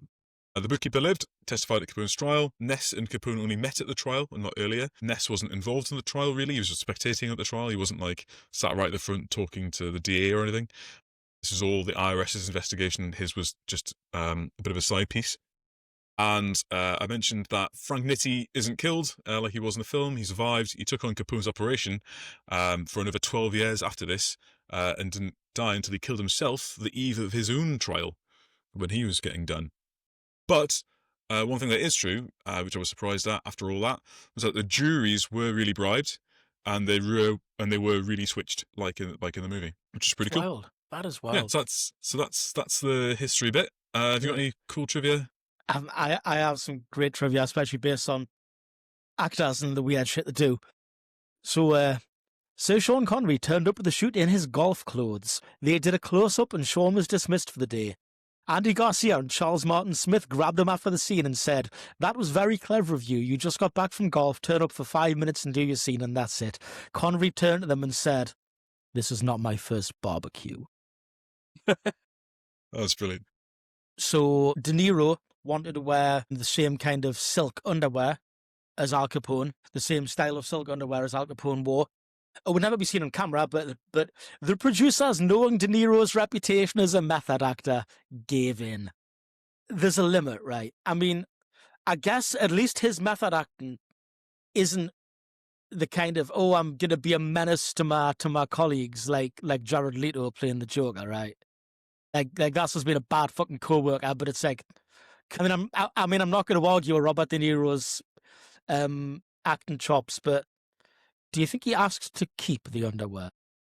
If you were Robert De Niro and you were in a position to make that kind of demand, a bit of you would, right? Like Yeah. if you had the choice to wear Robert De Niro's Al Capone's underwear, I would do it. I'd do it. I'd do it in a heartbeat. Yeah, definitely. Fun heartbeat, yeah. Bob Hoskins was initially signed on to play Al Capone, but then Brian De Palma's first choice, Robert De Niro, became available. Hoskins still received a $200,000 paycheck from De Palma for being a great standby. My God. Hoskins later used to tell the anecdote that he asked De Palma whether there were any other movies he didn't want him to be in. Yeah, it's so good, isn't it? I love that one. Yeah. A bit of a casting what if, yeah, Don Johnson was offered the role of Elliot Ness, but declined. Can you believe that? So this is 3 years into his Miami Vice period. Yeah. I don't think he would have fit like the sort of Jimmy Stewart, Gary Cooper, like good guy role that's required, because he barely hangs it together in Miami Vice. He's like a deadbeat dad in Miami Vice, pretty much. Yeah, it's based. He just doesn't have the same energy that Costner brought to the role. I think a lot of what Costner brings to the role, work with us here. A lot of what Costner brings to the role is that there's not a lot of Costner. Mm-hmm. Like he's not a crazy out there guy. He plays a very kind of mild and kind of dull character, really. Like, I mean, Elliot Ness wouldn't be a good hangout. Like, you know, Yeah. he would be a cool dude to hang out with, you know. Rest of the team would be a great hang, you know. He reminds Stone would me be great to go on the piss with. And Malone, you know, forget about it. He's fighting everyone. Be amazing. You were saying? I was just thinking about a similar role that he had in terms of his type of character is when he plays Ray Kinsella in Field of Dreams. Yeah. Where he's just got like a wide-eyed optimism and is just like a little Boy Scout, which is the same kind of role he's doing here, except he's a Boy Scout with a gun here. But he taps into the same energy in No Way Out, but he makes that work because of the twist at the end, right? Yeah. But in It's No like he's Way not this corn-fed Iowa boy. He's actually like a, you know. But he's also a sneaky corn-fed Iowa boy who does weird shit like eating bugs off a windscreen. Elliot Ness wouldn't eat bugs off a windscreen. Elliot Ness wouldn't do any of this stuff, you know? He's quite a dispassionate guy. I mean, the only like kind of real passions he has is there's a little bit of violence, there's a bit of vengeance in him, and there's the whole tells his wife he's going to have sex with her, then she's pregnant, and then she's got a baby like a year later. So yeah, like there's not a lot of like pizzazz and vim and vigor and verve in Costner's performance, and that's what makes him. He's a good guy palette that you can kind of like put your own opinions of what a hero should be on, kind of thing. You know, like he doesn't have like complexities that someone like Don Johnson might have brought to the role. Is what I'm saying, I guess. Yeah, man, I agree with you on that. Yeah, because Don Johnson comes with his own bit of baggage. You're absolutely right. Because he's carrying a lot more personality in his face. Yeah, we were actually discussing like a family function. We were discussing Kevin Costner's acting last night, and I was told watch Yellowstone because Kevin Costner's not very like Kevin Costner in it. Yeah, I agree with that. Another actor who could have been like him, I think, is Gary Sinise. Yes. He also has a similar kind of like everyman, could just be a really blank slate kind of character as well. Probably got market corrected by Kevin Costner. Yeah, well, I don't know if it has really a lot to do. Well, it's Capone, but proven fact, not quite movie related, that he did start a soup kitchen in Chicago to try to rehabilitate his image. Wow. And then the unproven, not really. They were trying to attribute the invention of expiration dates on milk to him after his sister got sick, but that's unproven. So, That's but wild. I found that tidbit interesting. That's I've kind amazing. of related that to the beginning with the beer being brewed incorrectly. And I was like, oh, maybe that's it. But I could not find any evidence that he actually was responsible for that. It's amazing. That's wild. Yeah, that's really interesting. Yeah. Are there any more Capone facts? Yeah. I meant to ask my dad about that to see if he could give me any tidbits, and I did not hear back from him in time for this. So, probably too late for a post podcast. But if I find out anything, I'll let you know. But Yeah. Let us know. We'll report it next time. We'll await an update. Yeah, we'll have an Al Capone update from you. Fantastic. Sounds good. I think the final thing before we move on is I was thinking a good double header for this movie. If you want to watch a good double bill, would have been. Did any of you happen to see that movie, The Highwayman? I think it's called, which is the movie where Kevin Costner plays. That's right. Yeah, the U.S. Is it U.S. Marshals? Texas Rangers. It's the Texas Rangers. You go after Bonnie and Clyde. Correct. Yeah, I saw it when it came out in 2020. I haven't seen it since, but I remember that being really, really good. Really good. And it gets the guns so right as well. Colt monitor machine rifle, baby. Set it on straight, spread hate and vacate, man. Oh, they're all words. Right. Continuing on with the categories. I'm not going to ask Sanya how... Actually, no, Sanya, how would this go down in the Weimar Republic? How would this have gone down in Germany? Basically Babylon, Berlin, right? I guess, but can you like imagine the concept of prohibition going down in beer country? Like that'd be weird. It's like I don't know, that'd be riots the second someone tries something like that. You want me to do what? She's drinking? Excuse me?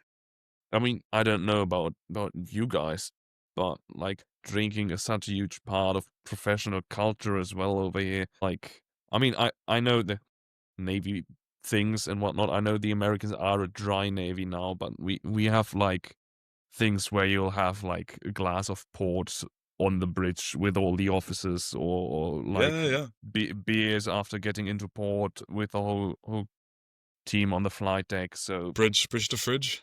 Yeah, bridge to fridge, loud and clear and cold.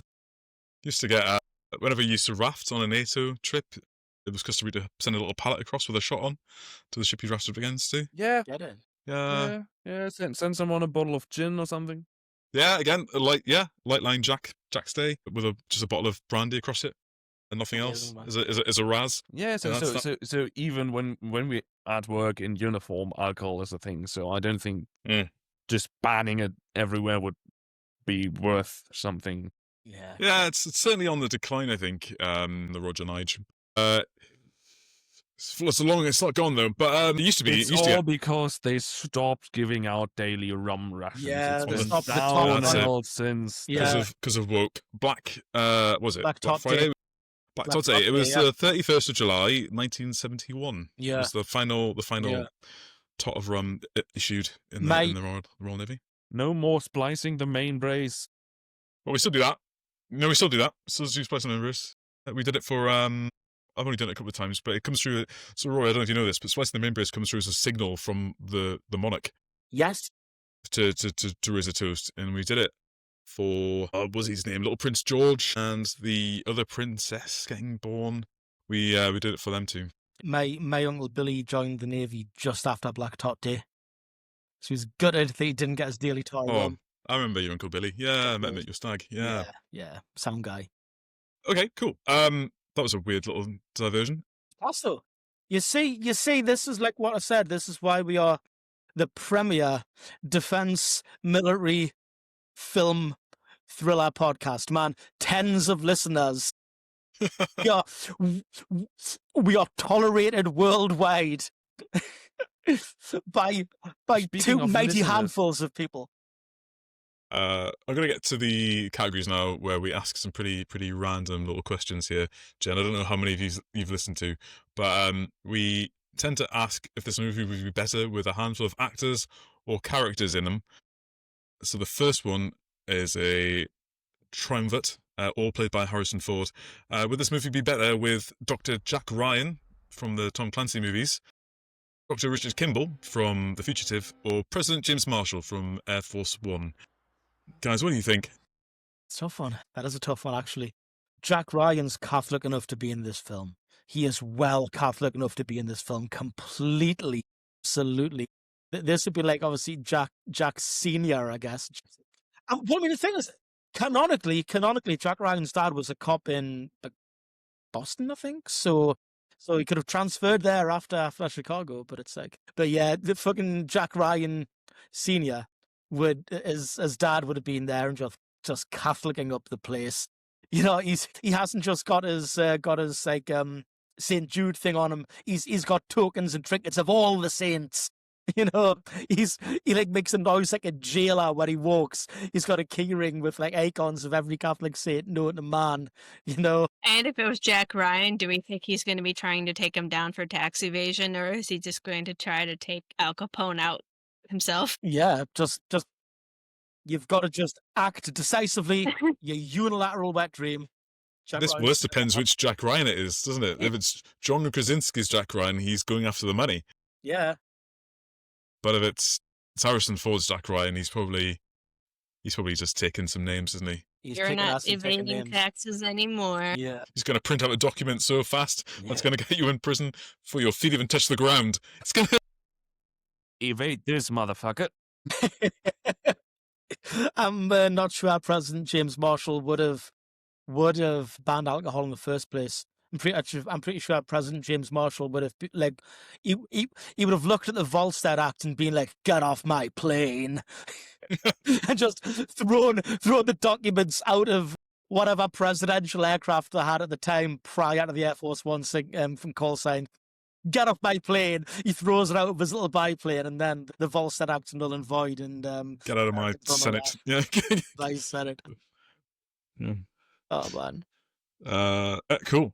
I think we've answered that question. Is there a role in this movie for a weird little guy played by Peter Falk of Columbo fame? We have a weird little guy. Do we need a second one? Are you referring to our friend Oscar Wallace? I mean, I don't really see Peter Falk with a shotgun. I can see Peter Falk with a crinkled up trench coat going like, the financial disbursements. Yes, yeah, that would, Mr. Capone, I've just got one more question about your income. Why does this my wife usually does the taxes, but I've noticed that. I don't know about you, but in my house, my wife does the taxes. But in your house, nobody does the taxes. What's up with that, Mr. Capone? Could you imagine if, through some quirk of fate, Peter Falk ended up playing the Malone character? Yeah. That's so fucking funny. It'd be so good. This little raggedy kind of Columbo-esque guy just being so menacing. I love it. But yeah. I imagined it'd be funny if he played the bookkeeper as well. So his entire role was just to be like held menacingly by, I'll tell you what you want. I'll tell you what you want. I'll tell you what you want. Incredible. I don't think there's a role for Lieutenant Commander Samuel L. Jackson, U.S. Navy, in this film, but there is a similar film that I think we should cover called Hoodlum from 1997, which stars Lawrence Fishburne and tells the story of Bumpy Johnson, which was another, and Dutch Schultz as well, which is about African-American gangsters in Harlem in New York during Prohibition. So the same time period, different city, different gang, but that's a really good movie, which also has Andy Garcia in it. Well, that sounds class. That sounds mint. Yeah. That's a movie that's already on the clear and present list, right? It is indeed. It also has Richard Bradford in it, who was in this movie as Mike, the old Irish cop, chief of police. So yeah, there's lots of crossover. Sweet. Cool.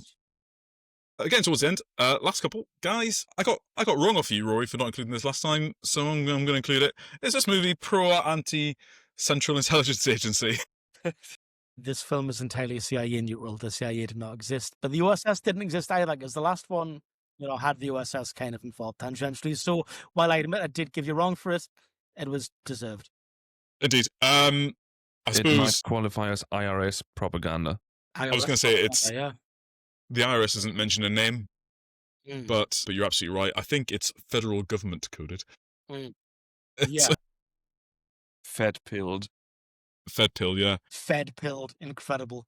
Fed-pilled in somebody else's lane, thriving, overstepping my boundaries. So, I forgot the scores now. I think we're still 6-3 against. Okay, Rory O'Toole, have you got any notes from the peanut gallery? Methodical removing of the glasses says, yes, indeed, I have notes from the peanut gallery, and they are good ones. This film's got some very interesting opinions from people on friend of the podcast, Letterboxd, not a sponsor yet. There's a lot of people who are giving it like bizarrely weighted kind of scores. We have 3.5 stars. Kevin Costner is a bad actor. 3 stars. Not entirely sure what the point of this was. We've got ones that are really dead set against this film as well. 1 star. This was so bad.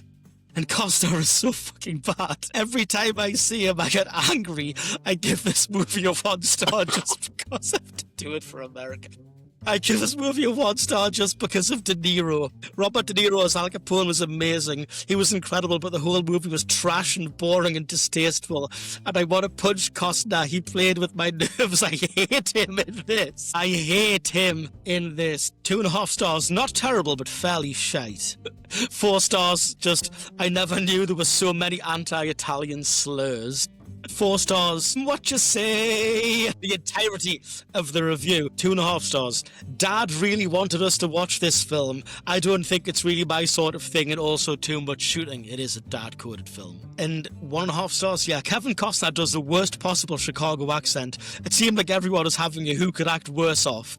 Also, Robert De Niro portrayed Al Capone as if Al Capone was trying to act as Robert De Niro. Cool suits, though. Some absolute bangers here. I think Kevin Costner makes every movie he's in corny as fuck. Should have had way more scenes with De Niro. De Niro's character was really the only good thing about this movie. 2 stars. And the best one here. If they're not plotting, they're brooding. No in between. And just a 3-star one. The extent of the 3-star assessment is Robert De Niro looking like Tony Soprano. Yeah. Fantastic. And just a great one here. 5 stars. Now that's a fucking film, by the way. Absolute banger. Sean Connery is a fucking... Why do I think this was written by a Glaswegian? Go on. Now that's a fucking film, BTW. Absolute banger. Sean Connery is a fucking hammer in this film. Great music too. How mad was Prohibition, BTW? That sounds Glaswegian in my head. That sounds like my father-in-law. Yeah. Yeah, and just a 2-star here that's kind of scathing. This is the last one we'll end on. That was not good. Mostly because of Costner, but partially due to some silly scenes and a score that didn't always fit the tone of the movie. Fuck you. The story relies on the lead being able to relate to the audience his internal moral struggles. But Costner plays it far too small. Costner just can't portray subtleties or big emotions, at least not in 1987. I think he's grown as an actor since then, but his early work is so flat. Well, he is kind of flat in this film. There was, however, some excellent camera work and directions typical of De Palma that compelled me to finish the movie. Also, Connery and De Niro were fun to watch, but water is wet, fork found in kitchen, etc. Wow. Absolutely. Divided opinion. Yeah. Here endeth the notes from the peanut gallery. I believe so, yes. Yeah. Right, cool. Final category, and this is where I'm going to open the floor to you guys completely. Ding Chavez Award for the missed opportunity in the movie. Jen, for your awareness, Ding Chavez is a minor character in the Tom Clancy universe who gets not enough to do in the film Clear and Present Danger, which is why we've called this category that. But yeah, guys, what did this movie not do that you think maybe it should have done? I mean, what didn't it do? It went from Chicago to cowboys and That's a really good point, actually. It did a lot of things. I'll let you guys give a real answer, though. It missed the opportunity. There was Mounties getting into full-on close combat range with lances and just skewering these guys. Just these Mounties are like, we are no longer asking permission, and just getting on the bridge, lances couched, just skewering these Italian Americans, making a real kebab out of them. It missed that opportunity.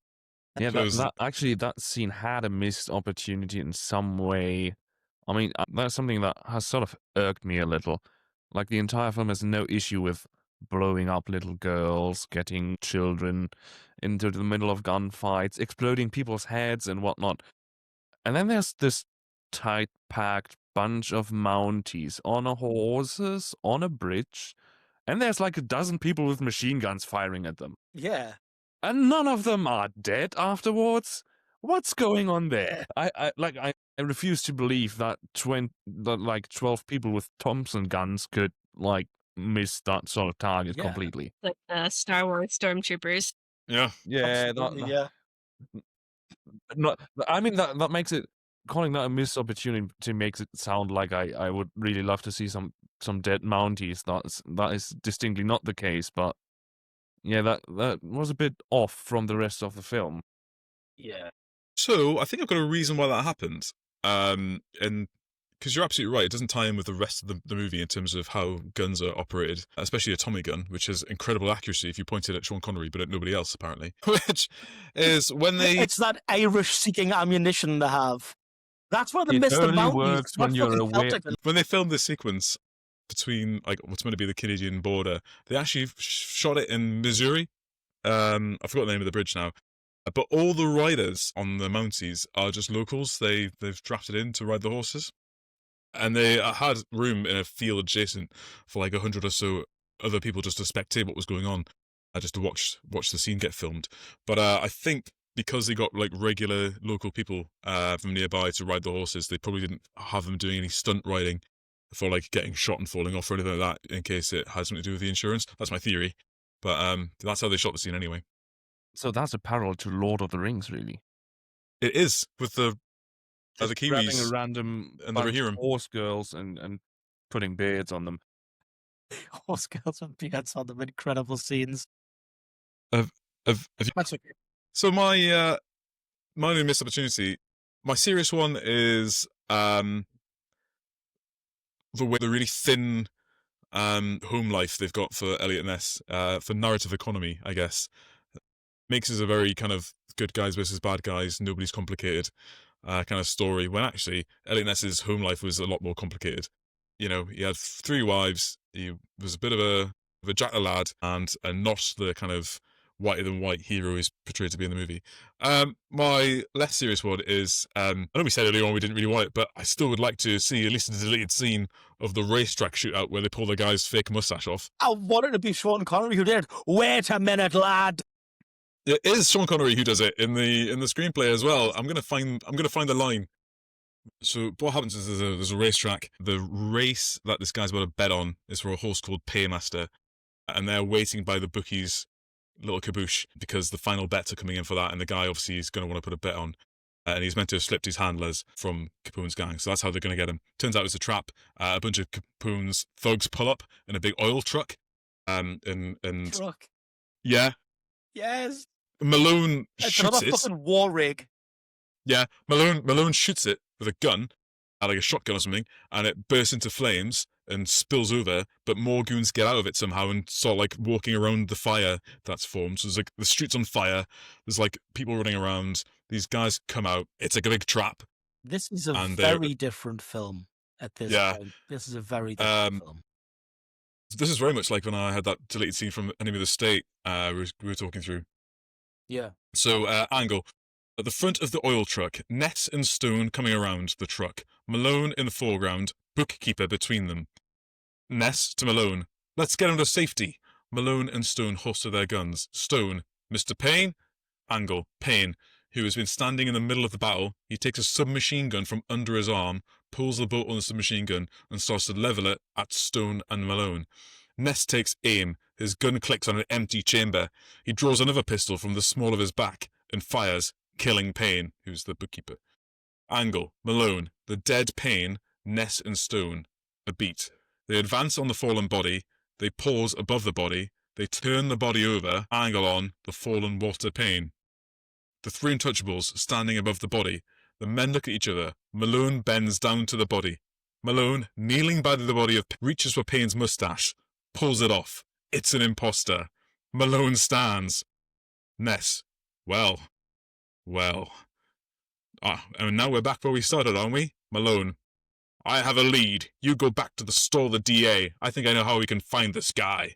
Stone. I stopped fighting too soon. Ness. Mr. Stone, yes you did. If you get into it, you do not stop until one of you's dead. Malone. I didn't know you carried a second gun. Ness. You never needed it until you need it badly. Here endeth the lesson. So Ness gives Malone a lesson. Oh, yeah. But that dilutes the impact of him saying here endeth the lesson at the end of the movie, though, I think. And it doesn't make sense when put in context with the big shootout at the station, because a lot of that kind of hinges on the fact that he's got a shotgun, he's got a sidearm. There's not an additional sidearm, and then Stone comes in clutch with the throws it. So yeah, indeed, it's a very different kind of film. I'm glad they took that out. But on the words, here endeth the lesson. We here endeth the podcast, I think. Guys, one bit of business before we depart. We talked offline last time about doing our next movie being a particular film. I want to change that. And I want to posit to you a notion that we stick with Brian De Palma. And we do, potentially, if you guys agree, Mission Impossible from 1996. Yeah. The first one. Let's do it. Or a Christmas film. But, I mean, up to you. So you want to watch Die Hard? Not necessarily Die Hard, but let's do any Shane Black film. Cool if Mission Impossible one. Yeah.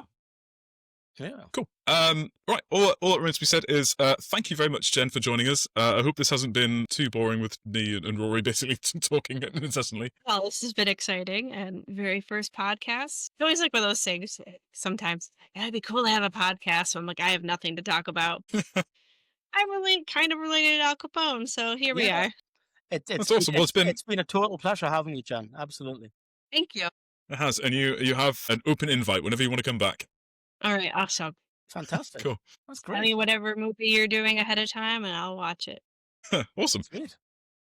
Right. All that is left to be said then, and we try and do this in unison every time. We've never once done it, but we have been clear and present dudes. That was the closest we've been to being synchronized.